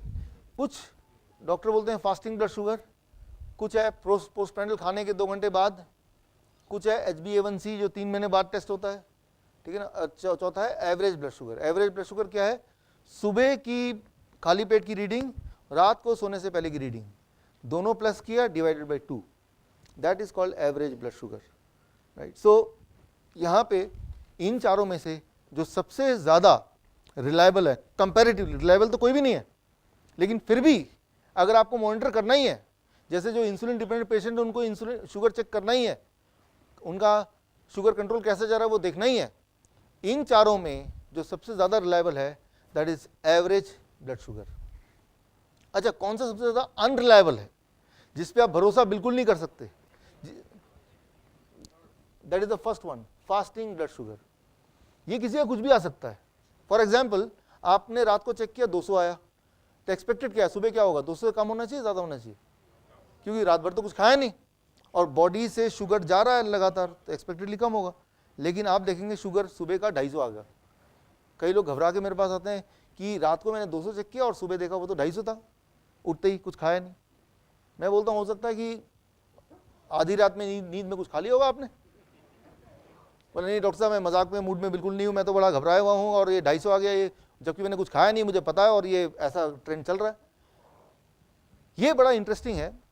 सुबह जब आप उठते हैं, आप में से 50% लोगों का ब्रेन ये देखता है कि उठते ही आप खाते नहीं हैं कुछ, लेकिन उठते ही बहुत सारा काम करने लगते हैं, खाना बनाना, बच्चे को देखना, बहुत सारे और काम, ऑफिस की तैयारी करनी, कोई फाइल करना, कोई फ़ोन कॉल करना, हज़ारों चीज़ करने लगते हैं। खाना तो बाद में खाते हैं, लेकिन वो जब चीज़ें करेंगे तो उसके लिए आपको एनर्जी की ज़रूरत इमीडिएटली पड़ेगी the moment you get up from the bed. तो आपके उठने से पहले ब्रेन, आप में से आधे लोगों का ब्रेन लिवर को बोलता है कि भाई बंदा उठने वाला है, तो आप थोड़ा सा शुगर लिवर में जो स्टोर होता है वो रिलीज कर दो ब्लड में, ताकि उस शुगर का इस्तेमाल करके आप अपने बेसिक काम निपटा लें जब तक कि ब्रेकफास्ट आप ना खा लें, राइट। सो इसका मतलब ये है कि सुबह उठ के शुगर जब बढ़ जाता है तो यानी कि ब्रेन और बॉडी आपको कोऑपरेट कर रही है आपकी एक्टिविटी में, वो कोई बीमारी नहीं है। उसी को डॉक्टर के पास जाएंगे तो उसकी एक बीमारी का नाम दे दिए आप तो डायबिटीज पेशेंट है, बल्कि ट्रुथ ये है कि वो तो ब्रेन हमें सपोर्ट कर रहा है, क्योंकि ब्रेन को पता है कि भाई ये आदमी तो सुबह से उठ के खाता नहीं, 1 आध घंटे पहले सारे काम निपटाता है, राइट। एक एक्सपेरिमेंट कर सकते हैं, ऐसे लोग 55% ऑफ द वर्ल्ड पॉपुलेशन, उनका सुबह का शुगर ज्यादा होता है रात के शुगर से, सोने से पहले की शुगर 55%। इसे कहते हैं medically dawn phenomena, and dawn phenomena is not a disease. जिस तरह से कोई गोरा है कोई काला है, तो हम ये नहीं बोल सकते जो काला है वो बीमारी है या गोरा वाला बीमारी है, वो तो एक हमारा बॉडी का मेकअप है। ठीक उसी तरह से किसी का शुगर रात से ज़्यादा आ सकता है सुबह, किसी का कम आ सकता है। ये डिपेंड करता है कि बॉडी ब्रेन हमारे साथ कोऑपरेट कर रही है या ब्रेन ने सोचा कि इसके हाल पे छोड़ दो, ये जो भी कर रहा है ये देख लेगा अपने आप ही। जब वो भूख लगेगी सुबह तो अपने आप पहले खाएगा फिर बाद में काम करेगा। It all depends, but that is not a disease, उसके लिए कुछ करने की जरूरत नहीं है। एक एक्सपेरिमेंट कर सकते हैं आप। एक दिन किसी को बोलिए अपने घर में या आप खुद भी 4 बजे या 3 बजे ब्लड शुगर रीडिंग चेक कीजिए। सोते वक्त अगर 200 था तो 3 बजे आपका आएगा 150। अब सुबह उठ के चेक कीजिए 250, यानी 3 से 7 बजे के बीच में 150 का 250 हुआ ना, 100 बढ़ गया। क्योंकि ब्रेन ये देखता है कि इसका उठने का समय होने वाला है, तो ब्रेन ने लीवर को बोल दिया रोज की तरह भाई उठने वाला है, अब आप शुगर रिलीज करो। तो वो ड्रॉप होके आपके उठने से पहले बॉडी तैयार करती है अपने आप को, ताकि आप एनर्जी के साथ काम कर सकें। उसी को एक बीमारी का नाम दे दिया। तो फास्टिंग शुगर का कोई मतलब नहीं है, ये आपको राइट पिक्चर नहीं देगी, क्योंकि बॉडी के बिहेवियर क्या होगा आपके लिए वो ब्रेन डिसाइड करता है बहुत सारे फैक्टर्स पे। सो सबसे ज़्यादा अनरिलायबल ये है, रिलायबल ये है। बाकी इन दोनों में जो 3rd नंबर पे रिलायबल है वो ये सबसे, और उसके बाद ये, इसकी कोई जरूरत नहीं होती HbA1c। सिर्फ एक चीज कर सकते हैं HbA1c कि आपका पिछला 3 महीना अगले 3 महीने के कंपैरिजन में कैसा रहेगा। You can compare yourself with this. अगर आप सोचे मेरा 6.55 से कम होगा तो मैं ज्यादा होगा तो मैं डायबिटिक पेशेंट हूं, that is not true. HbA1c जो टेस्ट है ये WHO ने वैसे भी अप्रूव नहीं किया हुआ है, ये अप्रूव टेस्ट की लिस्ट में नहीं है। ये तो डॉक्टर बोल देता है टेस्ट करने के लिए, तो इसकी ऑथेंटिसिटी वैसे भी नहीं है। ये यूरोप में चले जाएंगे ये टेस्ट होता भी नहीं है, राइट। ये टेस्ट अपने इच्छा से आप यूं ही कराएंगे just for the sake of कराना, वो अलग बात है, बट इससे कोई निष्कर्ष निकालना या इससे ये डायग्नोज करना कि आप डायबिटिक है कि नहीं, ये ऑफिशियली भी ये नहीं है। एनीवे, हम चलते हैं रूल नंबर 11 की तरफ। हम शुगर डायग्नोस की बात कर रहे थे, ब्लड शुगर की। Accuracy of blood sugar monitor. कई बार पेशेंट बोलते हैं डॉक्टर साहब मैं सेम डाइट ले रहा हूँ, कल सुबह में मेरा 150 आया था, आज 150 से 160 आ गया, वो 10 कैसे बढ़ गया।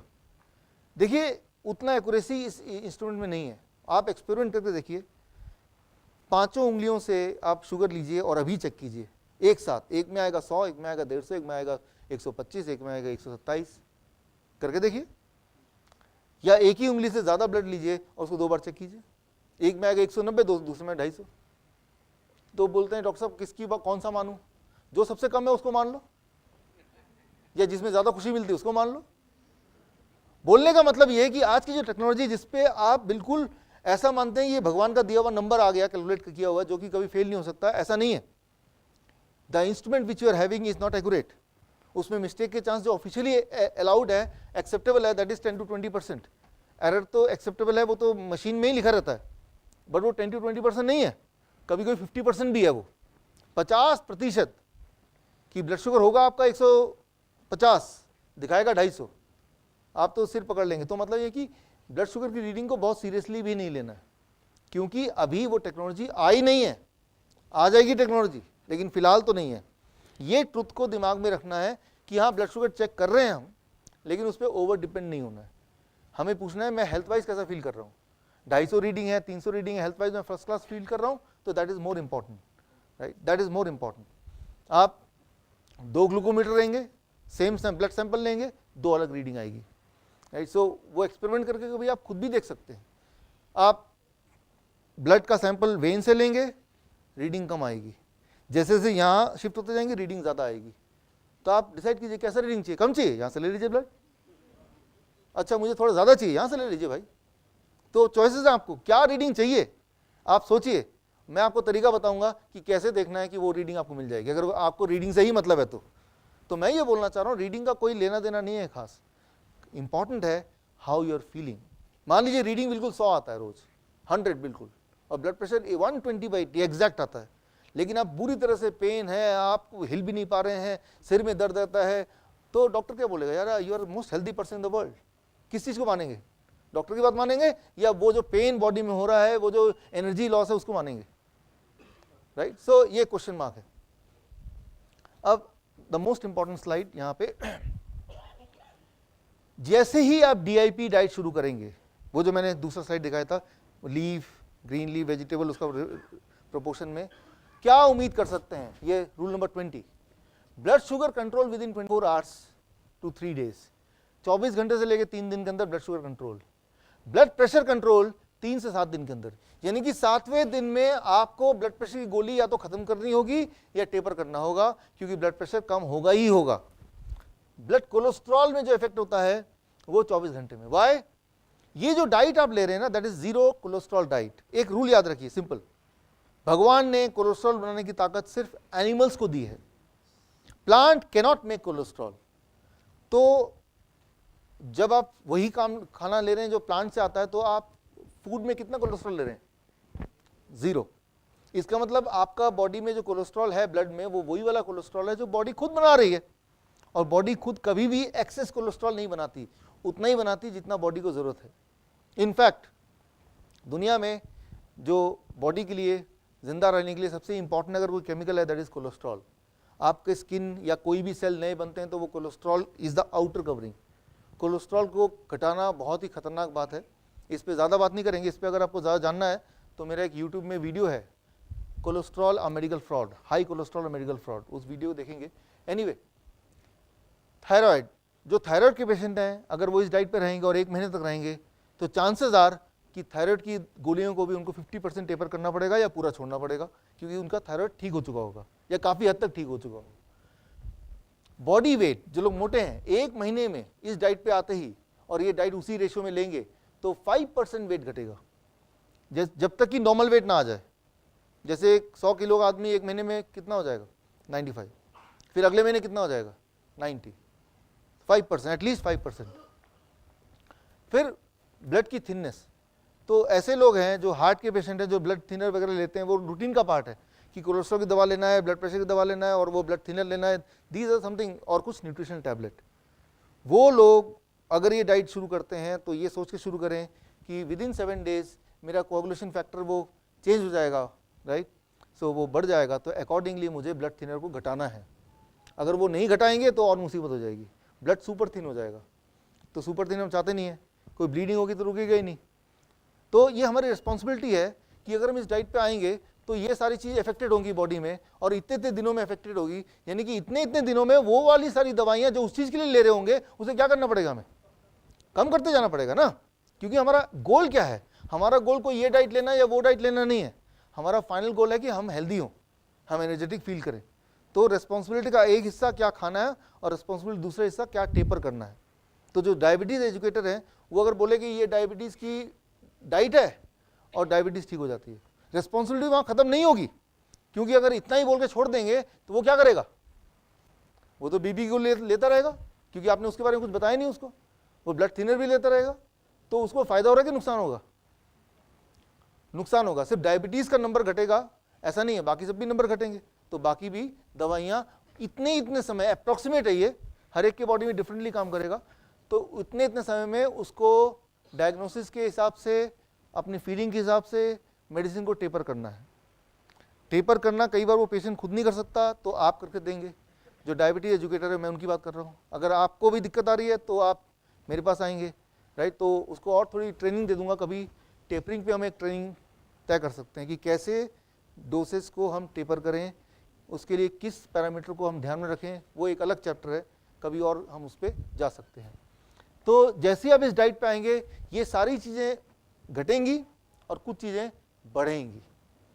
एनर्जी लेवल बढ़ेगा, डाइजेशन बढ़ेगा, मेटाबॉलिज्म बढ़ेगा, मसल मास बढ़ेगा। इसमें क्या होता है, फैट बर्न होता है, तो लोगों का वेट घटेगा नहीं ज़्यादा, इंच लॉस ज़्यादा होगा, पैंट उनकी जो है ढीली हो जाएगी, इंच लॉस, क्योंकि फैट घट रहा है लेकिन फैट की जगह मसल आ जा रहा है, तो वेट लॉस नहीं होगा ज़्यादा। वेट लॉस तो 5% इफेक्टिव वेट लॉस, लेकिन एक्चुअली वो 10 kg फैट बर्न हुआ और 5 kg मसल भी आ गया, तो इफेक्टिव वेट जो लॉस हुआ वो 5% ही लगा, लेकिन इफेक्टिव फैट कितना लॉस हुआ, 10% लॉस हुआ। तो क्योंकि वो मसल गेन हो गया तो वो ज़्यादा एनर्जेटिक फील कर रहा है, उसका मेटाबॉलिज्म ज़्यादा, जितना ज़्यादा मसल होगा उतना मेटाबॉलिज्म ज़्यादा होगा। जैसे कोई खिलाड़ी है स्पोर्ट्स का, तो वो ज़्यादा खाना खाता है। जैसे मैं इसको समझाता हूँ, व्हाट इज़ मेटाबॉलिज्म।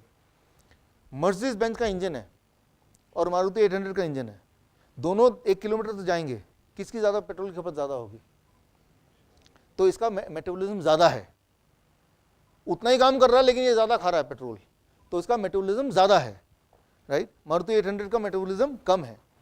तो हमें अपनी बॉडी को, अपने हार्ट को मारुति 800 का इंजन बनाना है या मर्सिडीज बेंज का इंजन बनाना है, right. So that is the question. So यहाँ पे metabolism means that, and metabolism rate बढ़ता है जब मसल मास बढ़ता है, राइट। और जब मसल मास बढ़ेगा तो ताकत आएगी और वो जो पेन है, दर्द है, जोड़ों के दर्द एक्सेट्रा, वो सब गायब हो जाएंगे अपने आप ही। तो ये सारी चीज़ें बढ़ती हैं DIP डाइट पे।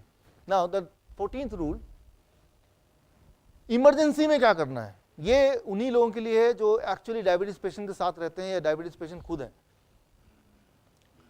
Check ketone. देखिए emergency high blood sugar, high blood sugar का मैंने आपको बताया था कि किसी के लिए 300 नॉर्मल है, किसी के लिए 250 भी ज़्यादा है, तो वो एक पैरामीटर है। लेकिन उसके बाद सेकंड पैरामीटर क्या है, सिम्टोमेटिकली कोई दिक्कत है क्या। उसके बाद थर्ड पैरामीटर क्या है, कीटोन चेक करना।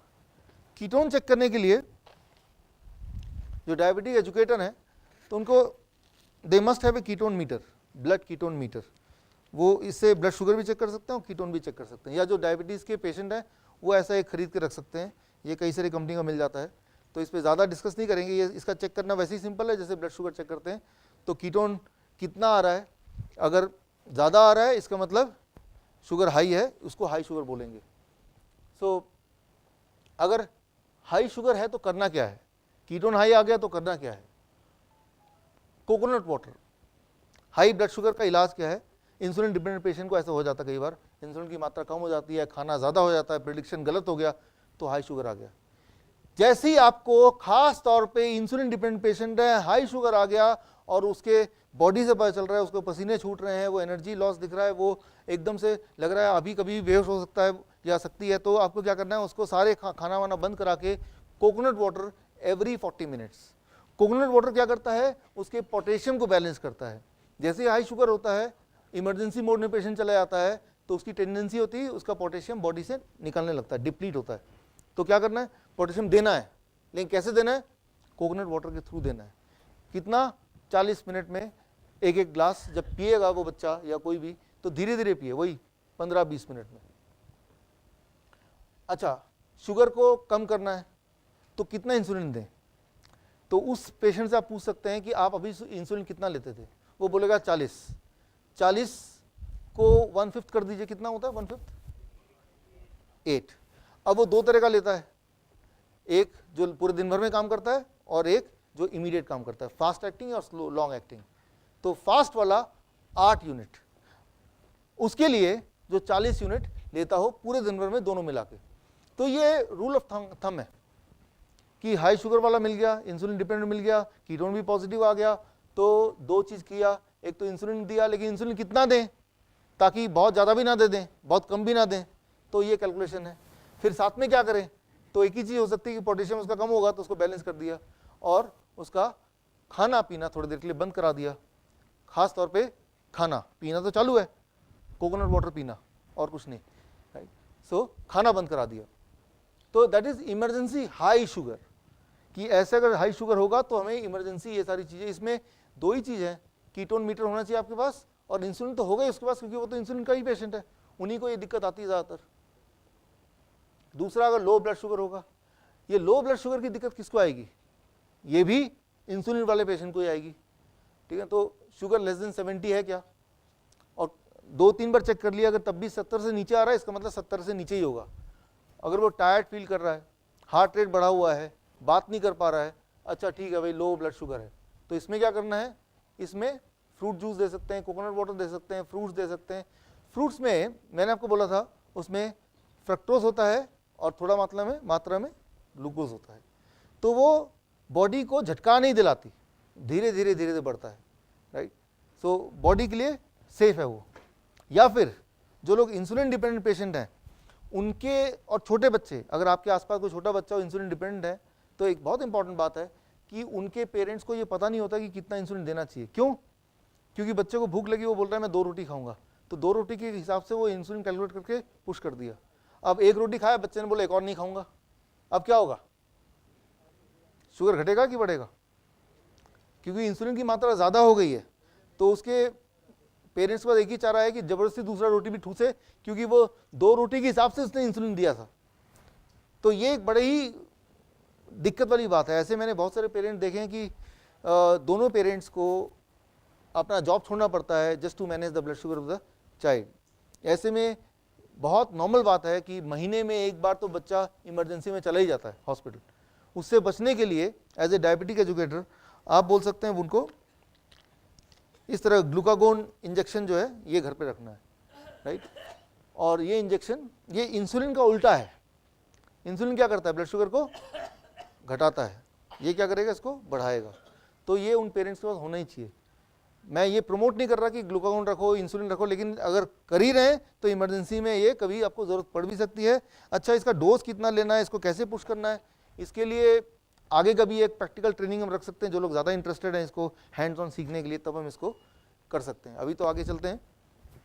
एक इंपॉर्टेंट बात हर एक के लिए, धूप, 45 मिनट्स ऑफ सनशाइन, इसका कोई ऑल्टरनेट है नहीं कि आपको हर दिन 45 मिनट्स धूप में बैठना है ऑन एवरेज, चाहे आप कोई भी हो, चाहे आपको बीमारी हो या कोई ना हो। और अगर आपने ऐसा नहीं किया तो आगे जाके कोई ना कोई सीरियस इलनेस होने ही वाली है, और जब होगी तो आपको पता है कि मेडिसिन में तो इलाज वैसे भी नहीं है, यानी कि हम बीमारी में ही रह जाएंगे। तो अच्छा ये है कि रोज़ आपको ऐसा बहाना ढूंढना है कि 45 मिनट्स कैसे हम धूप में रहें। या तो आप ब्रेकफास्ट धूप में कीजिए, या गाड़ी चलाते वक्त कम से कम खिड़की खोली रखिए, AC बंद रखिए। Think about your own creative ideas, but remember one thing, बहुत सारे डायबिटीज पेशेंट मैंने देखे हैं जिनका एक चीज चेंज किया तो उनका सारा कुछ कंट्रोल में आ गया, that is just adding sunshine in the life style, that's all. कई लोग बोलते हैं मैं तो नहीं खाने को चेंज कर सकता, मैं वैसा नहीं कर सकता, तो मैंने कहा चलो भाई आप इतना तो करके देखो, एंड दे सी रिजल्ट। एक दिन में नहीं आएगा, एक महीने में आएगा, आएगा जरूर। नाउ जो डायबिटीज एजुकेटर्स हैं आप में से जो लोग, उनके लिए ज़रूरी है इंसुलिन के कौन कौन से टाइप होते हैं, इससे अपने आप को फेमिलियर करना। इसलिए नहीं कि आप किसी को लगाना चाहते हैं या खुद को लगाना चाहते हैं, इसीलिए जब कोई पेशेंट आएगा वो बताएगा कि मैं ये वाला इंसुलिन ले रहा हूँ और ये वाला ले रहा हूँ, इतना डोज ले रहा हूँ, तो आप कैसे उसकी मेडिसिन को टेपर करेंगे, आप कैसे उसकी इंसुलिन को घटाएंगे, वो सजेशन कैसे देंगे आप, वो तभी देंगे, बता पाएंगे जब आपको पता है कि कौन सी इंसुलिन कितनी देर के लिए काम करता है, कितनी देर के लिए बॉडी के अंदर रहता है, कितनी देर बॉडी के बाद बॉडी से बाहर निकल जाता है, वो कितना शुगर को घटा सकता है या कितना वो स्टेबलाइज कर सकता है। तो वो सारी चीज़ें आपको तभी पता चलेंगी जब ये सारे अलग अलग रैपिड एक्टिंग है, शॉर्ट एक्टिंग है, इंटरमीडिएट एक्टिंग है, लॉन्ग एक्टिंग है, ये सारे अलग अलग तरह के इंसुलिन, उन सब के नाम, उन सब के ब्रांड नेम। कई लोग हैं जो हम लोग ब्रांड नेम से बोलेंगे तब भी आपको पता चलना चाहिए, कई लोग हैं उसका जेनरिक नेम से बोलेंगे तब भी आपको समझ आनी चाहिए, if you really want to cure the patient, right. लेकिन अगर आपको ये समझ नहीं आएगा, क्योर आपको पता है, वो सोचेगा जब ये मेरी दवा को नहीं समझ रही मुझे कैसे ठीक करेगा। तो इसीलिए ये ज़रूरी है। तो ये जो स्लाइड है इंसुलिन टाइप्स की, ये जो डायबिटिक एजुकेटर्स हैं उनके मतलब का, तो मैं आपको मेल कर दूंगा, आपका मेल आईडी तो है ही, तो ये आपको याद रटना है। बेसिकली बचपन में ऐसी चीज़ रटते थे ना जिसका कोई यूज़ नहीं है, वैसे ये इसलिए रटना है बिकॉज ये फेमिलियर होंगे तो पेशेंट आप पे ज़्यादा भरोसा करेगा, राइट। सिमिलरली मेडिसिन भी कई सारे, जेनरिक नाम मेटफॉर्मिन है, लेकिन इसके इंडिया में बात करें तो करीब 140 ब्रांड्स हैं, और कोई भी पेशेंट आएगा तो वो जेनरिक नाम ना लेके ब्रांड का नाम बोलेगा, एंड ही में एक्सपेक्ट कि आपको ब्रांड के नाम से पहचान होनी चाहिए। सारे तो नहीं हो सकते, लेकिन टॉप के 5, 7, 10 तो हो सकते हैं, ठीक है ना। तो मेरे लिए मुश्किल है क्योंकि मैं इतने देशों में जाता हूँ, हर देश का अपने अपने कई सारे ब्रांड्स हैं, 40-40, 100-100, 200-200, तो सारे देश के सारे brands you can not master. लेकिन जो लोग सिर्फ यहीं पे हैं और यहीं के पेशेंट से मतलब है उनके लिए 10-10 नाम याद कर लेंगे तो काफ़ी है। तो खैर ये जो अलग अलग तरह के मेडिसिन हैं उनके ब्रांड नेम्स हैं और जो हमें मेमोराइज करना है इंडियन कॉन्टेक्स्ट में, तो वो ये लंबी चौड़ी लिस्ट है। ये सारी लिस्ट मैं आपको भेज दूंगा जो डायबिटीज एजुकेटर्स हैं, ताकि अपने घर में कंफर्टेबल होके तब इसको आराम से धीरे धीरे फेमिलराइज कर लें। बिल्कुल रटने की ज़रूरत नहीं है, वो दवा देख के आपको याद आ जाएगा कि ये कौन से, ये ब्रांड कौन से वाले जेनरिक नेम के अगेंस्ट है, राइट। ये तो हुई एक बात। दूसरा, जैसे डायबिटीज़ की दवाइयाँ हैं वो बेसिकली 5 अलग टाइप की है। कोई ऐसा है जो इंटेस्टाइन पे काम करता है, कोई ऐसा है सीधे पेनक्रियास पे काम करता है, कोई ऐसा है बॉडी की इंसुलिन रेजिस्टेंस को घटाता है। अलग अलग मेडिसिन का अलग अलग मैकेनिज्म है। कौन सी मेडिसिन का कौन सा मैकेनिज्म है, वो बॉडी से कैसे काम करता है, वो अगर मैकेनिज्म को पता करना जो ज़रूरी है आपके लिए एज ए डायबिटिक एजुकेटर, तो आप मेरे यूट्यूब चैनल में जाएंगे, डॉक्टर विशु बड़ा चौधरी, उसमें एक वीडियो है पिज़्ज़ा टू क्योर डायबिटीज़, नाम ऐसे ही रख दिया था, लेकिन इस वीडियो में जब देखेंगे उसका एक सेक्शन है कौन सी मेडिसिन का क्या मैकेनिज्म है और वो कैसे हम याद रखें। तो ये डायबिटीज़ एजुकेटर के मतलब की चीज़ है। नॉर्मल हमें इनकी ज़रूरत नहीं पड़ेगी अगर हम अपनी बात करें तो। अब इंसुलिन पंप है ये, जस्ट एक आज हमने इंसुलिन पंप के कुछ लोगों को बुलाया था जो डेमो करते, लेकिन वो आ नहीं पाए बिकॉज ऑफ सम रीज़न। लेकिन इंसुलिन पंप से भी as a diabetic educator you have to familiarise yourself. वो 1 लाख से लेकर 4 लाख 5 लाख तक के इंसुलिन पंप आते हैं। कई सारे छोटे बच्चे हैं वो बार बार प्रिक करने से, बार बार इंजेक्शन लगाने से डरते हैं, तो उनके वो इंसुलिन पंप लगा देते हैं। इंसुलिन पंप कितना होता है, वो करीब 25 ग्राम का होता है, वो जैसे पेजर, या फिर वो 100 ग्राम का, जैसे एक सेब से भी हल्का। सो वो छोटा सा इंस्ट्रूमेंट लगा देंगे और उसके अंदर इंसुलिन भर देंगे और उसमें ये पेजर की तरह पूरा कि कितनी देर में कितना इंसुलिन जाना चाहिए, तो वो डिसाइड करके अंदाजे से वो डाल देंगे। सो एनीवे, अगली बार जब मिलेंगे तो इंसुलिन पंप का एक डेमो हम कर देंगे ताकि आप उसको फेमिलराइज कर दे। कोई ऐसा पेशेंट आ जाएगा जो इंसुलिन पंप वाला होगा तो बोलेंगे, आप बोलेंगे ये क्या है, तो उसे बड़ा अजीब लगेगा क्योंकि वो तो रोज ही देखता है सुबह शाम, right. So as a diabetes educator you have to have a knowledge of this also. एक ये नई इंस्ट्रूमेंट है, ये कई बार डॉक्टरों को भी नहीं पता होगा, आपके डॉक्टरों को, लेकिन ये बड़ा इंपॉर्टेंट इंस्ट्रूमेंट है। इसे ये फ्लैश ग्लूकोज मॉनिटरिंग सेंसर है। ये क्या है, ये मैंने भी यूज़ किया था पहले। आपके पूरे दिन भर में जो दिमाग की सोच है आपकी, कई बार आप गुस्से में आते हैं, कई बार आप बहुत खुश होते हैं, कई बार आप नाराज़ हो जाते हैं, कई बार आप सुस्त हो जाते हैं, कई बार आप बहुत खाते हैं, कई बार आप नहीं खाते हैं, कई बार आप धूप में जा रहे हैं ऐसे ही, कई बार आप धूप में नहीं जा पाते हैं। तो कई सारी फैक्टर्स हैं, वो सारे फैक्टर मिला के आपके ब्लड ग्लूकोज को कंट्रोल करते हैं। कोई एक फैक्टर नहीं, खाना एक वन ऑफ द फैक्टर। तो वो घड़ी घड़ी आपका ब्लड शुगर रीडिंग कितनी है, उसका फ्लो क्या है, उसको जानने के लिए एक छोटा सा डिवाइस है। ये इंडिया में 2 साल पहले ही लॉन्च हुआ है और ये कुछ ही देशों में मिलता है। इंडिया में अवेलेबल नहीं है वैसे फ्रीली, केमिस्ट शॉप में नहीं मिलेगा, ये रिस्ट्रिक्टेड है। तो इसको, इसके अंदर एक पंच है, वो पंच से यहाँ पे फिट हो जाएगा जैसे आप देख रहे हैं यहाँ पे।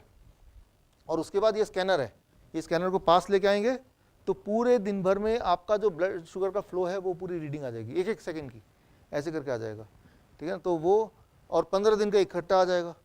तो आप देखेंगे हैरान होकर, यार उस वक्त का रीडिंग 300 क्यों है, तब यह ध्यान आएगा यार उस वक्त तो मैं किसी से झगड़ा कर रहा था मैं, राइट। तो जो लोग हंस रहे हैं सोच रहे हैं मैं एक बीवी के फिट कर दूंगा जैसी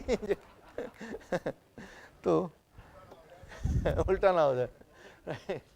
एक खुद के फिट कर दो, एक उनके फिट कर दो, राइट। तो ध्यान कम से कम ब्लड शुगर के तरफ ही जाएगा, लेकिन कम से कम झगड़े से हटेगा। तो it is a very good device. इससे ये पता चलता है कि इंसान के ब्लड शुगर का फ्लो क्या है और कौन से ऐसे फैक्टर हैं जिससे उसकी शुगर ज़्यादा बढ़ती है, कि एज ए एजुकेटर हम उसके डाइट को चेंज करने, पता चला उसके स्ट्रेस लेवल की वजह से उसका शुगर हाई है। तो ये कैसे पता चलेगा, राइट। इसका प्राइस है 5,000 रुपये और वो जो स्कैनर है जो फिट करते हैं सिर्फ इतना पैच, इसका प्राइस है मेरे ख्याल 1700 या 1800। ये डिवाइस है जो हमेशा के लिए है, ये डिवाइस है जो ये जो पार्ट है ये पेशेंट पे लगेगा और ये 15 दिन के लिए रहेगा, फिर 15 दिन बाद ये वेस्ट हो गया, इसको निकाल के फेंक देंगे, फिर नया लगाएंगे अगर लगाना होगा तो। वैसे तो 15 दिन में सारी बात समझ आ जाती है कि इस पेशेंट का लाइफस्टाइल क्या है, इस पेशेंट में ब्लड शुगर कब कब बढ़ता है, कब कब घटता है, जब सोता है तो ब्लड शुगर फ्लो क्या रहता है। तो ये सारी चीज़ें स्पेशली जो इंसुलिन डिपेंडेंट पेशेंट है उनके लिए ये इंपॉर्टेंट है। एक बार लगा के 15 दिन में उसका ट्रेंड पता चल जाएगा, वो ट्रेंड से हम ज़्यादा अच्छी तरह से उसके लाइफस्टाइल को चेंज कर सकते हैं। या अगर हम खुद पेशेंट है तो हम खुद के लाइफस्टाइल चेंज कर सकते हैं। पता चल गया कि ज़्यादातर मेरा ब्लड शुगर तब बढ़ता है जब मैं स्ट्रेस में होता हूँ, या तब बढ़ता है जब मैं रात को नहीं सोता हूँ, या कि किस दिन कम नींद आती सोने को मिलता है, या जब डिस्टर्ब स्लीप रहती है। तो कई सारे ऐसे फैक्टर हैं जो कि दिख नहीं सकते आंखों से, लेकिन वो शुगर को इफेक्ट कर रही है। हम देख क्या सकते हैं, हम दवा को देख सकते हैं, हम फूड को देख सकते हैं, कुछ एक चीज़ों को देख सकते हैं, लेकिन हो सकता है जो इनविजिबल और चीज़ें हैं जो कारण बना हो वो कैसे पता चलेगा। So that is one device which can help you, right. So बाहर से स्टिक एक जैसे टैटू की तरह लग जाएगा, ये ऐसे शर्ट के ऊपर तो पता भी नहीं चलेगा, ऐसे छुएंगे तो पता चलेगा, but it will like a tattoo, it will fit, right. बाहर से स्टिक हो जाएगा, फिर नहा सकते हैं, जो मर्जी कर सकते हैं, एयरपोर्ट में जा सकते हैं, anything you can do with this, right. So ये वैसे भी इंटरेस्टिंग है for just to know about कि मेरे बॉडी में क्या क्या फ़र्क होता है जब मैं किसी भी अलग अलग सिचुएशन में होता हूँ, राइट। सो इसके बारे में बात करेंगे आगे। अब देखिए यहाँ एक इम्पॉर्टेंट बात सबके लिए, क्योंकि हम में से ज़्यादातर लोग कोई ना कोई मेडिसिन, कोई ना कोई सप्लीमेंट लेते ही लेते हैं एज ए नॉर्मल रूटीन में, मोस्ट ऑफ अस। सो कुछ दवाइयाँ ऐसी होती हैं जो ब्लड शुगर को घटाती हैं, जैसे जिनकी लिस्ट ये है, एस्पिरिन है, बीटा ब्लॉकर है, एस इनहिबिटर है, कैल्शियम चैनल ब्लॉकर है, कैल्शियम सप्लीमेंट्स हैं, राइट। सो कई सारी दवाइयाँ ऐसी हैं जो लेंगे तो ब्लड शुगर भी घटेगा। एट द सेम टाइम कई सारी दवाइयाँ ऐसी हैं जो लेंगे तो, जैसे ब्लड प्रेशर के लिए डायबिटिक्स लिया आपने, लेकिन ये ब्लड शुगर को बढ़ा दिया, राइट। सो हार्ट की दवा ब्लड शुगर को बढ़ा दिया। कफ एंड कोल्ड जब होता है, जो थायराइड की दवा लेते हैं, तो ये कफ एंड कोल्ड के लिए लिया, लेकिन ये ब्लड शुगर को बढ़ा रहा है। तो कई बार कुछ पेशेंट बोलते हैं कि मैं तो आपका डाइट ले रहा हूँ, लेकिन आज का बढ़ा क्यों आया, राइट। तो पता चला कि उसको जुकाम हो गया था और उसने दवा ले ली। तो जस्ट टू रिलेट, राइट, तो आप सोचेंगे डाइट तो सेम ही ले रहा है, तो क्यों इसका शुगर इतना बढ़ के आ गया। तो तब पहली चीज़ की कोई नई दवा तो नहीं ले रहे हैं, फीवर की दवा तो नहीं ले रहे हैं आप, कफ कोल्ड की दवा तो नहीं ले रहे हैं, कोई सप्लीमेंट तो नहीं ले रहे हैं, या अगर रेगुलर बेसिस पे ले रहे हैं तो फर्क पड़ेगा। लेकिन एक इंपॉर्टेंट बात है, चाहे ये दवा बढ़ाए या ब्लड शुगर घटाए, लॉन्ग रन में सारी की सारी दवाइयों का एक ही कंक्लूजन है कि वो ब्लड शुगर को अल्टीमेटली बढ़ाता है, घटाने के बाद फिर थोड़ा बढ़ाएगा, अल्टीमेटली आपका ब्लड शुगर हाई रहेगा because of the damage caused by these medicine. So कोई भी मेडिसिन पे कोई भी इंसान कुछ सालों तक रहेगा तो फाइनली वो डायबिटीज पेशेंट तो बन ही जाएगा। सो that is the crux of this, right. So rule number 22, जब भी फीवर होगा, याद रखिए फीवर में हमारा ब्लड शुगर 50 से 100 तक बढ़ेगा ही बढ़ेगा, चाहे डायबिटिक पेशेंट हो या ना हो। तो ज़्यादातर जो पेशेंट हैं वो डायबिटीज़ डायग्नोस कब होता है, खासतौर छोटे बच्चे जब वो फीवर से गुजरते हैं, उस दौरान अब डॉक्टर पर ले जाइए, आप यहाँ पेशेंट ले जाइए, मेट्रो पर ले जाइए, भाई फीवर के लिए आया, वो क्या करेंगे सबसे पहले, सारा काम छोड़ के पहले इनका ब्लड शुगर चेक करो। वो तो बढ़ के आना ही है क्योंकि फीवर में ऐसा होता ही है, लेकिन जैसे ही बढ़ के आया तो क्या बोलेगा वो, देखो जी ये तो डायबिटीज़ पेशेंट, पहले तुमने डायबिटीज़ का इलाज कराओ, इंसुलिन पे रखो, और मतलब एक प्रोटोकॉल शुरू हो गया, ध्यान कहीं और भड़का दिया। फीवर तो अपने टाइम पे कम होना ही है, लेकिन साथ में जो घर लेके आए वो क्या हुआ, the child has gone as a patient of fever, but when he came back what happened, he became a permanent diabetes patient. तो ये हमें याद रखना है कि जब भी इन्फेक्शन होगा, फीवर होगा, इवन जख्म होगा, उस दौरान हमारे ब्लड का, बॉडी का जो ब्लड शुगर है वो बढ़ेगा ही बढ़ेगा। That is how the body works. वो कोई अजीब बात नहीं है। और जब फीवर चला जाएगा वो घट जाएगा, लेकिन उसमें पैनिक हो के हम इंसुलिन लेने लगे, उसको हम डायबिटीज घोषित कर दें, that is something which is wrong.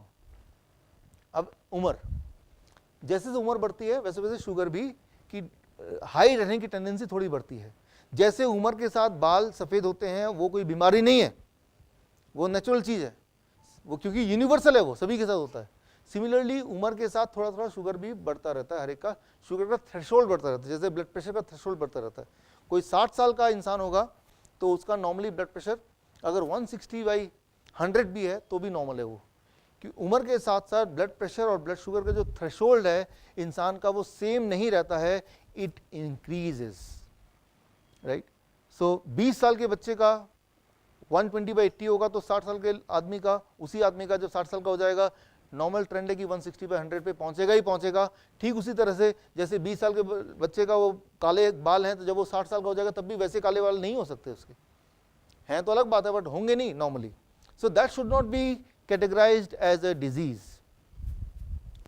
सर्दियों में ब्लड शुगर बढ़ जाता है 10% 20%, इसीलिए ज़्यादातर जो डायग्नोसिस होती है डायबिटीज़ की, 10 में से आप पूछेंगे 7 ऐसे बोलेंगे सर्दियों के दिन में हमें डायबिटीज़ डायग्नोस हुआ, तो उसकी गलती नहीं है, वो सर्दी की गलती है, राइट। तो सर्दी के दिन में डायबिटीज़ की डॉक्टर का बिजनेस बढ़ जाता है, क्योंकि वो ये जो फैक्टर है वो डायबिटीज नाम नहीं देना चाहिए। वो सर्दी में बॉडी की टेंडेंसी सभी की होती है, चाहे वो कितना भी हेल्दी है, शुगर थोड़ा बढ़ के रखता है बॉडी। जैसे सर्दी के दिनों में हम कपड़े थोड़ा ज़्यादा पहन लेते हैं, ठीक उसी तरह से body decide to keep higher sugar in the winter season. That should not be called a diabetes as a diabetes. एक इंटरेस्टिंग बात, एंटी डिप्रेशन कोई अगर लेता है तो याद रखिए वो कुछ दिनों में डायबिटीज का पेशेंट बनने वाला है। Anybody who is taking anti depressant, कोई भी एंटी डिप्रेसेंट लेगा तो anti depressant it decreases the blood sugar homeostasis, और कुछ दिनों बाद वो डायबिटीज का पेशेंट बन जाएगा। मैं एक्सपेरिमेंट करके दिखाता हूँ आपके पास। ये खाली है, ये वाला कोई, ये वाला खाली है, इस तरफ वाला वो, हाँ या आई वांट दैट, यूजली चाहिए। अब मान लीजिए ये है, मैं एक बहुत इंटरेस्टिंग बात, जो लोग मेंटल बीमारी से के जुड़े हुए लोगों से को जानते हैं, बाइपोलर डिसऑर्डर, सिजोफ्रेनिया, डिप्रेशन, इस तरह के जो बीमारियां हैं, उसकी सच्चाई बताने के लिए मैं एक इंटरेस्टिंग बात बताता हूँ यहाँ पे। DSM, diagnostic and statistical manual for mental illness. DSM एक बाइबल की तरह है साइकेट्री और मेंटल हेल्थ के दुनिया के डॉक्टरों के लिए, जो रेफरेंस है उनका बाइबल, उसका नाम क्या है? DSM। वो उस बाइबल को पढ़ते हैं, उसको रेफर करते हैं, उसके हिसाब से आपको दवा देते हैं। मेंटल बीमारी, दो तरह की बीमारी है, एक फिजिकल बीमारी, एक मेंटल बीमारी। मेंटल बीमारी के जो डॉक्टर होते हैं उनकी जो बाइबल है वो है DSM। जो पहली DSM आई थी, diagnostic and statistical manual for mental health, 1952 में आई। फिर अगली देखिए 1968 में आई। फिर अगली देखिए 1974, कितने साल बाद आई? 6 साल। यहाँ कितने साल बाद आई? 74 से लेके 86 ईयर्स। यहाँ कितने साल बाद आई? 14 साल। अब यहाँ कितने साल बाद आई?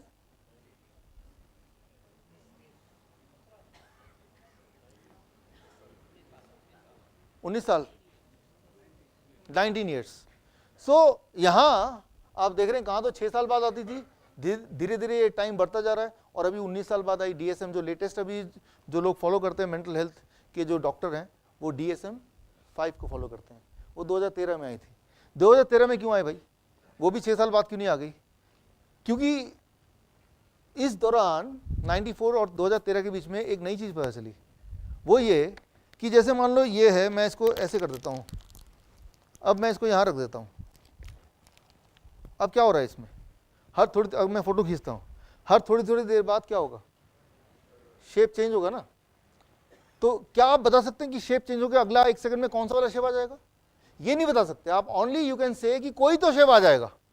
आप ये बता सकते हैं शेप चेंज जरूर होगा, और ये भी बता सकते हैं कोई और शेप आ जाएगा, बट कौन सा शेप आएगा ये नहीं बता सकते। That is not known. But one thing is known कि ये वाला शेप नहीं रहने वाला जो अब पिछले 1 सेकंड में था। अगले 2 सेकंड में it is something else, next 2 second it is something else. Similarly ये देखा गया जब जेनेटिक कोडिंग करके पहचाना गया कि ब्रेन के डिसऑर्डर के जो सो कॉल्ड पेशेंट्स हैं, सो कॉल्ड इसलिए बोल रहा हूँ कि ब्रेन के डिसऑर्डर के पेशेंट है भी कि नहीं, वो भी एक क्वेश्चन मार्क है। चलो मान ले हैं कि एक पेशेंट को डायग्नोस किया गया कि आप तो सिजोफ्रेनिया के पेशेंट हैं, उस हिसाब से उसको दवा तय की गई, और जैसे ही वो पेशेंट दवा लेके बाहर निकला तब तक ब्रेन के सेल्स भी जो इल सेल्स हैं वो इसकी तरह हैं, वो बदल गए, वो बन गया बाइपोलर डिसऑर्डर का पेशेंट। राइट? वो दवा कौन से ले रहा है? सिजोफ्रेनिया की दवा ले रहा है। राइट? फिर अगले 1 महीने बाद जब दोबारा अपॉइंटमेंट था, डॉक्टर के चैम्बर में बैठा है, तब वो बन गया डिप्रेशन का पेशेंट, क्योंकि बदलता जा रहा है ना।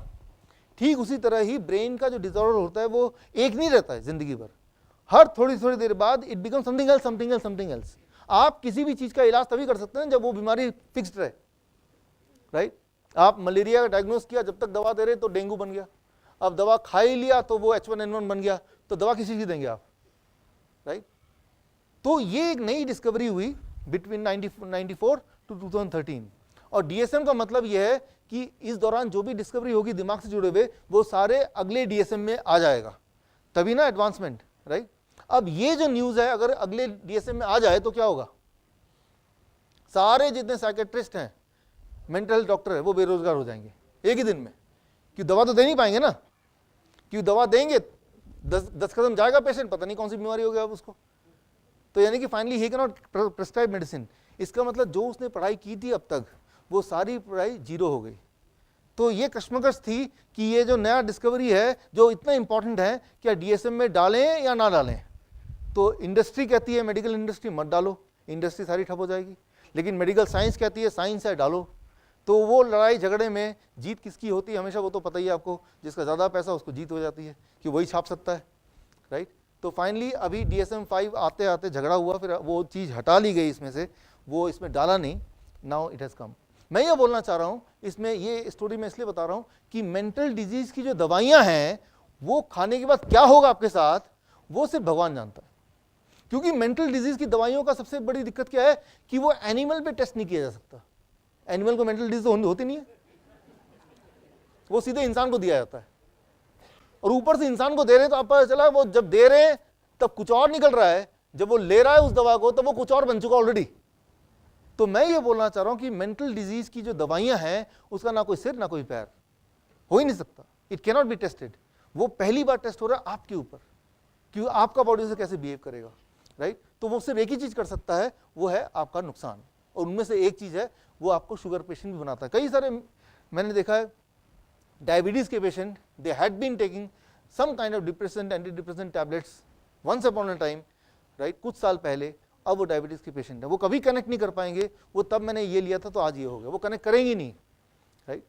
सो मेंटल डिजीज में दवाइयाँ अगर फायदा नहीं भी करती, नुकसान, राइट, नुकसान ना करती तब भी मैं कुछ नहीं बोलता, लेकिन मैं ये बोलता हूँ कि वो बहुत डीपली नुकसान करती है। उनमें से एक नुकसान है they will convert you into diabetes patient, दूसरा नुकसान है they can convert you into A cancer patient. But the doctor will never say neither they know, because ऐसी चीज़ों को उस DSM में डालते ही नहीं है, वो सिलेक्टिव चीज़ों को डालते हैं, वो चीज़ें जिनसे उनका बिजनेस, उनका प्रोफेशन स्ट्रांग हो, बॉडी स्ट्रांग हो, वो आगे बढ़े। बॉडी मतलब उनका business body, right, human body नहीं।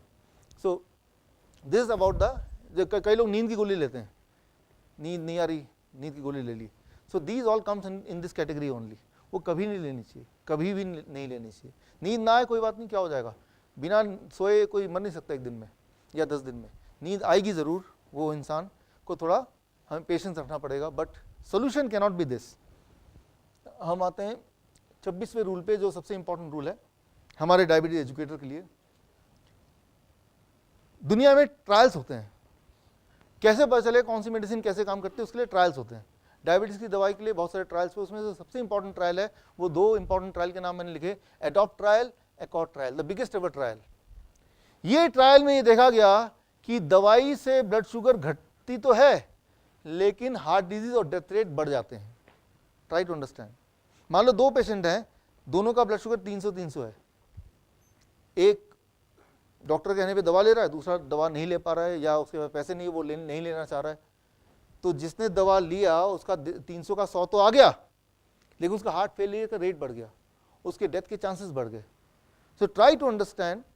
ये 2008 में क्लियर हुआ कि डायबिटीज़ की दवाइयाँ नंबर को घटा सकती हैं, बट हमारा गोल नंबर घटाना है क्या, हमारा गोल तो हेल्थ को इम्प्रूव करना है।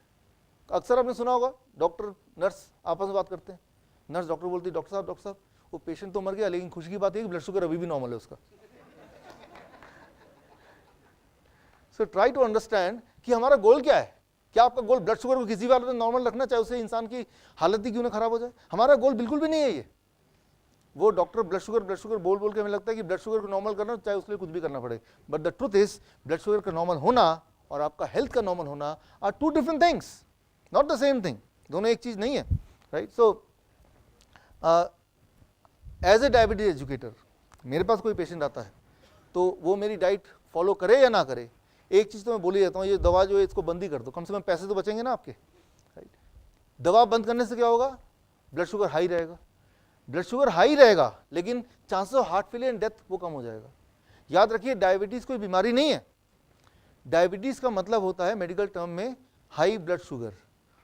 जिनके बॉडी में शुगर हाई रहता है लंबे समय तक, उनका हार्ट फेलियर का चांस ज़्यादा होता है, that is what is diabetes. तो शुगर को नॉर्मल रखें, क्यों? क्योंकि हार्ट फेलियर को कम रखना है। लेकिन ये क्या कर रहा है उल्टा, मेडिसिन क्या कर रहा है, इसका ठीक उल्टा, हार्ट फेलियर को बढ़ा रहा है। So choice between high blood sugar and high medicine, the answer is high blood sugar is bad but high medicine is worse, this is the choice. लेकिन आज की दुनिया में भीड़ जहाँ जाती है हम सोचते हैं वही कर लो, लेकिन अगर हम सिर्फ ये देखें कि एविडेंस क्या कहता है, एविडेंस तो यही कहता है। लेकिन अब सवाल ये आता है कि अगर ये सब चीज़ें हैं कि दवाइयों से कोई फ़ायदा नहीं उल्टा नुकसान है, तो ये मार्केट में दवाई चल क्यों रही है, गवर्नमेंट ने अलाउ क्यों कर रखा है? उसको आंसर करने के लिए स्लाइड नंबर 27 देखिए, बड़ा सिंपल है। हर 10 डायबिटीज पेशेंट में से 3 डायबिटीज पेशेंट इंसुलिन डिपेंडेंट है वर्ल्ड वाइज, हर तीसरा पेशेंट इंसुलिन पे है। पहली बात तो डायबिटीज कितने पेशेंट आपको पता है, उसका 1/3 इंसान इंसुलिन पे है। और इंसुलिन की कितनी कंपनियां दुनिया में आपको आइडिया है? 99% इंसुलिन जो बनाती है, राइट, या 99% इंसुलिन जो भारत में जो चलते हैं, दैट इज, ये तो वर्ल्ड का है और इंडिया का, तो वो ये 3 कंपनी है, सनोफी है, नोवो नॉर्डिस्क है और इलाई लिली, इन्हीं के इंसुलिन चलते हैं। ये 3 कंपनियां हैं जो इंसुलिन बनाती है। अच्छा, अगर एक दिन ये तीनों डिसाइड करें आज से हम इंसुलिन नहीं बनाएंगे तो क्या होगा? उन पेशेंट का क्या होगा? What will happen to them? क्या लगता है, वैसे लॉजिकली क्या लगता है, क्या हो सकता है? यस यस यस, देखिए ऐसा है कि पूरे दुनिया में इंसुलिन ना मिलने से करीब 3% लोग की डेथ होती है, डेथ रेट 3%, और इंसुलिन की वजह से जो डेथ रेट होती है वर्ल्ड एवरेज दैट इज 7%। तो कितने का डिफरेंस आया? 4% मोर पीपल अलाइव, राइट। सो तो लेकिन ये लोग आपस में मिले अभी भी हैं, वो कैसे? अगले स्लाइड में देखिए, मैंने अभी दिखाया आपको 2 सबसे बड़ी चलने वाली जो लॉन्ग एक्टिंग इंसुलिन है, लैंटस एंड लेविमीर। आप देखेंगे पिछले कई सालों का ग्राफ अगर देखते हैं कि जब एक का दाम बढ़ता है, Lantus is green and the violet Levemir, तो दूसरे का दाम उसी हैंड टू हैंड बढ़ता है। एक ने थोड़ा दाम बढ़ाया, दूसरे ने थोड़ा बढ़ाया, दूसरे ने बढ़ाया, दूसरे, मतलब भाईचारा के साथ आपस में मिल बांट के आगे बढ़ रहे हैं लोग, राइट। तो ये क्लियर होता है, तो वो आपस में मिले हैं।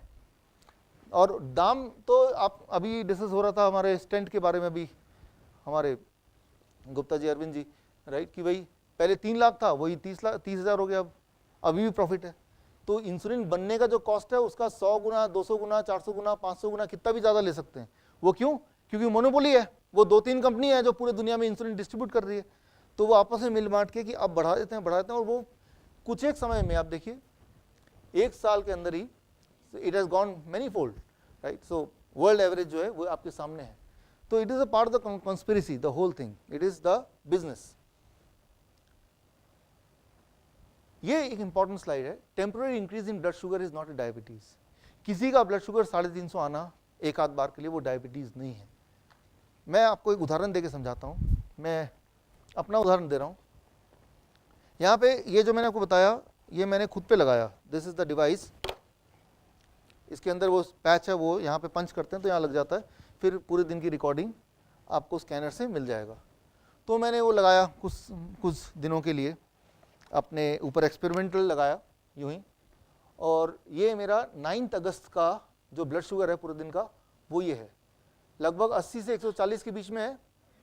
फिर एक जगह ये बढ़ा 200 से नीचे अभी भी है, एक जगह और बढ़ा 200 से हल्का सा ऊपर है, फिर नीचे है। 10 अगस्त को पूरे दिन नीचे है, एक बार ये करीब 300 से ऊपर पार कर गया, देख रहे हैं आप। अब 11 अगस्त को बिल्कुल ही नीचे है। तो मैंने सोचा 10 बाद में ये जब मैंने प्रिंट आउट लेके देखा तो देखा कि फिर मैं याद किया 10 अगस्त को इस वक्त मैं कहाँ पे था, क्या कर रहा था, क्या खा रहा था। तो इस वक्त लंदन में भी कॉन्फ्रेंस हुआ था 10 अगस्त को, वहाँ डायबिटीज़ का एक बड़ा कॉन्फ्रेंस, यूरोपियन कॉन्फ्रेंस, वहाँ मुझे भी एज स्पीकर इन्वाइट किया गया। और वहाँ पे जो मैंने भाषण दिया वो तो आप देखा ही मैं किस तरह के भाषण देता हूँ, वो डॉक्टरों को पसंद आएंगे कि नहीं आएंगे वो आप समझ ही रहे हैं। यहाँ तो चलो अपने लोग हैं और यहाँ कोई डॉक्टर है भी नहीं, ठीक है ना। तो वहाँ पे ये भाषण का भी आधा ही हुआ था कि वो सारे जो साइंटिस्ट हैं कुछ तो उठ के चले गए वॉकआउट, कुछ ने बोला या तो ये निकलेगा या तो हम निकलेंगे। मतलब हालत इतनी ख़राब हो गई कि मुझे लगा था ये तो इंटेलेक्चुअल लोग हैं, ये एक भाषा एक लिमिट में रह गई, ये झगड़ा करेंगे भी तो, बट वो लिमिट काफ़ी पार कर दिया, बहुत ज़्यादा स्ट्रेसफुल हो गया मेरे जैसे लोगों के लिए जिनको आदत है स्ट्रेस में भी नॉर्मल रहने की। तो that was the time the sugar was really really high for a time being. So लेकिन इसका मतलब ये नहीं कि मैं डायबिटीज़ पेशेंट बन गया, वो सिचुएशन ऐसी थी। जैसे फॉर एग्जांपल अभी अगर यहाँ सांप आ जाए तो क्या होगा, एकदम से आप ऐसे उछलेंगे, आपका ब्लड प्रेशर को अभी चेक करेगा तो निकलेगा 200/100, तो देखो यार आप तो ब्लड प्रेशर के पेशेंट हैं। It is not like that, वो तो एक सिचुएशन है, बॉडी ने रिएक्ट किया, टेम्पररी बढ़ा। खैर उसका निष्कर्ष क्या था वो तो समझ ही गया कि मुझे उठा के बाहर फेंक दिया गया। तो वो जो अगले दिन का कॉन्फ्रेंस है तो वो भी मुझे हटा दिया कि भाई आप अलाउड ही नहीं अगले दिन। तो अगले दिन मैंने कहा अब लंदन में आ गया हूँ तो करूँ क्या मैं। तो ये देखिए ब्लड शुगर नॉर्मल है। मैंने फिर याद किया मैंने किया क्या, उस दिन मैंने जम के शॉपिंग की। तो एक नया रूल निकलता है, ब्लड शुगर नॉर्मल रखना तो आप शॉपिंग कीजिए, राइट। ओके, सो मैं एग्जांपल दे रहा हूं आपको कि भाई कोई भी अगर शुगर नॉर्मल रहता है या एबनॉर्मल रहता है, कारण सिर्फ खाना पीना है ऐसा नहीं है, राइट। उस वक्त आप मेंटली कैसा फील कर रहे हैं वो इंपॉर्टेंट है, आपकी एक्टिविटी क्या है वो इंपॉर्टेंट है। वो एक्टिविटी को मैंने बदल दिया, लेकिन अगर अगले दिन भी जाता कि मैं झगड़ूंगा, मैं लड़ूंगा, कुछ करूंगा, तो हो सकता है अगले दिन भी वो 300 रहता, और ऐसा कुछ दिन तक करता तो बॉडी को आदत पड़ जाती 300 पे रहने की, right. Then I may become eventually a diabetes patient. तो जो सिचुएशन है उससे एस्केप करना और अपने आप को अलग कर लेना, या तो मेंटली या फिजिकली, वहां मेरे लिए पॉसिबल था, फिजिकली अलग करना मेरे पास ऑप्शन नहीं था। लेकिन कई बार एक बॉस है उसको देखते ही वो होता ना ऑफिस में, राइट, सो वो देख के ही डायबिटीज हो जाता है, राइट। तो मतलब ये कि मैं आपको कारण बता रहा हूं कि वहां दवाई या फूड भी कंट्रोल नहीं करेगी टेम्पररीली फूड, लेकिन अल्टीमेटली फूड, क्योंकि कॉज क्या है, वो जो सड़ा हुआ चूहा क्या है यहाँ पे स्ट्रेस, वो सड़ा हुआ चूहा है, उसको तो चूहे को पकड़ना है, बाहर फेंकना है, ओनली देन कुछ हो सकता है, उसके तरीके तो आपको निकालने पड़ेंगे। यहाँ एक इंपॉर्टेंट बात डायबिटीज टाइप 1 पेशेंट के लिए, टाइप 1 और टाइप 2 में फर्क क्या है वो अलग बात है, लेकिन टाइप 1 बच्चों का डायबिटीज को टाइप 1, बड़ों के डायबिटीज को टाइप 2। इसको और मैं थोड़ा सिंपल कर देता हूँ। एक एज के बाद हमारी ग्रोथ खत्म हो जाती है और नहीं होती ग्रोथ, मान लो 18 साल 20 साल उसका ग्रोथ नहीं होगी, आप जितने लंबे उतने रहेंगे, राइट। उसके बाद जब डायबिटीज होता है तो वो अलग होता है, और उससे पहले होता है तो अलग होता है। अलग क्या होता है, मान लो कोई 10 साल का बच्चा है, उसको डायबिटीज हो गया, तो उसकी हाइट इतनी है जब डायबिटीज हुआ, राइट, या डायबिटीज ऐसे बता दिया कि आपको डायबिटीज है, इंसुलिन लेने लगा। अब वो जब बच्चा बढ़ रहा है तो इंसुलिन बाहर से ले रहा है, तो उसके बॉडी के सारे ऑर्गन धीरे धीरे बढ़ रहे हैं, हार्ट भी बढ़ रहा है, उसके किडनी भी बढ़ रही है, स्ट्रांग हो रही है, लेकिन एक ऑर्गन जिसका साइज बढ़ना बंद हो जाएगा, which is that organ, pancreas. क्यों? क्योंकि पेनक्रियास को सपोर्ट करने के लिए आपने बाहर से इंसुलिन देना शुरू कर दिया, तो बॉडी को लगा पेनक्रियास की कैपेसिटी बढ़ाने की मुझे आवश्यकता नहीं है, let it be like that only, right.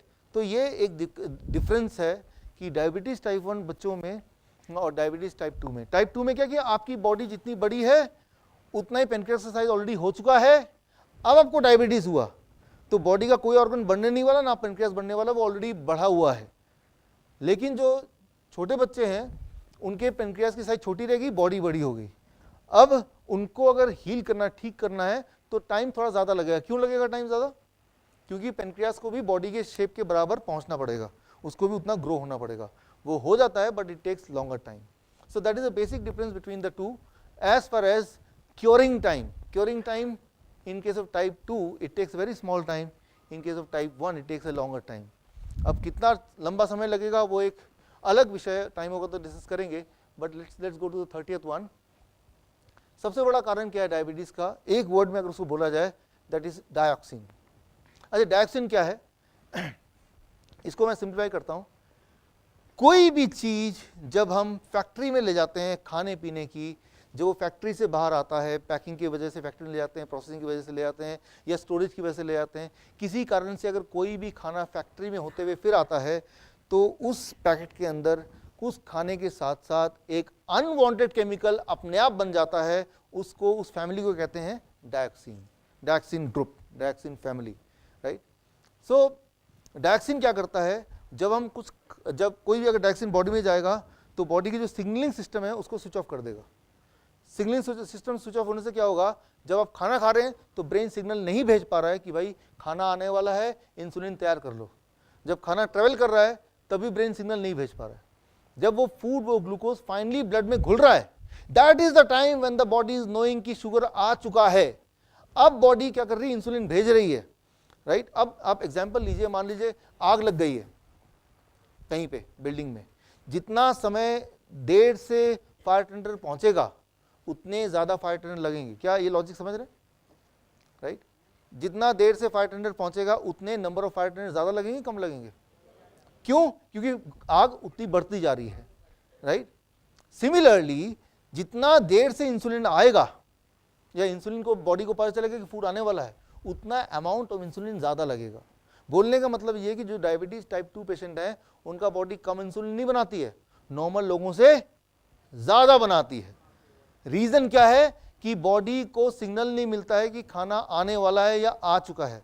जब एक्चुअली वो ब्लड में घुल जाता है, that is the first time when the body knows कि भाई sugar is there in the blood, अब इंसुलिन भेजो। तो ज़्यादा भेजेंगे तभी वो न्यूट्रलाइज कर पाएगा। तो यहाँ पे दुनिया में जो मोस्ट इंपॉर्टेंट कॉज है दैट इज डायक्सिन। अच्छा, इससे कैसे बचें?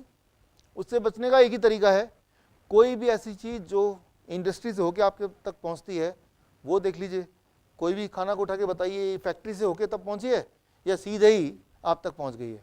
जितना ज़्यादा डायरेक्ट पहुंचेगी उतना चांसेस कम है कि डायक्सिन कम होगा उसमें। जितना कम होगा डायक्सिन या नहीं होगा उतना ज़्यादा चांसेस है कि सिग्नलिंग सिस्टम की प्रॉपर होगी। और it is not about diabetes, cancer, कभी और बात करेंगे इस पर। कैंसर का भी जो नंबर 1 कॉज है फेलियर ऑफ सिग्नलिंग सिस्टम। जब सिग्नलिंग सिस्टम फेल होता है तो ट्यूमरस सेल स्प्रेड करने लगते हैं और बॉडी उसको किल करने के लिए कुछ करता नहीं है, बिकॉज बॉडी को पता ही नहीं। जैसे मान लो यहाँ पे कुछ चोर आ जाएं, कुछ गुंडे आ जाएं, लेकिन जो पुलिस थाना है उसका मोबाइल फ़ोन ही बंद हो जाए, सिग्नल ना पहुँचे, तो उसको वहाँ सोचेगा सब कुछ ठीक ही है, राइट? और यहाँ से आप कॉन्टैक्ट करने की कोशिश कर रहे हैं, right? That is called the signalling system. Similarly body में कुछ अटैक करता है तो बॉडी भी इम्यूनिटी को कॉन्टैक्ट करता है सिग्नलिंग सिस्टम के थ्रू।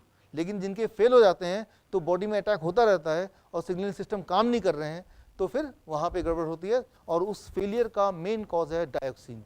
एंड डायक्सिन तो किसी भी इंडस्ट्रियल एक्टिविटी का जो आउटकम होता है उसमें डायक्सिन होता ही है, इनएविटेबल, जानबूझ के नहीं, अनजाने में उसके अंदर एक पार्ट बन जाता है। Now that is also dioxin. सिर्फ डेफिनेशन तो बड़ा सिंपल है, क्या ये भगवान के बनाने के बाद भी इंसान ने बीच में टांग अड़ाई? अगर तो टांग अड़ाई तो डायक्सिन आया।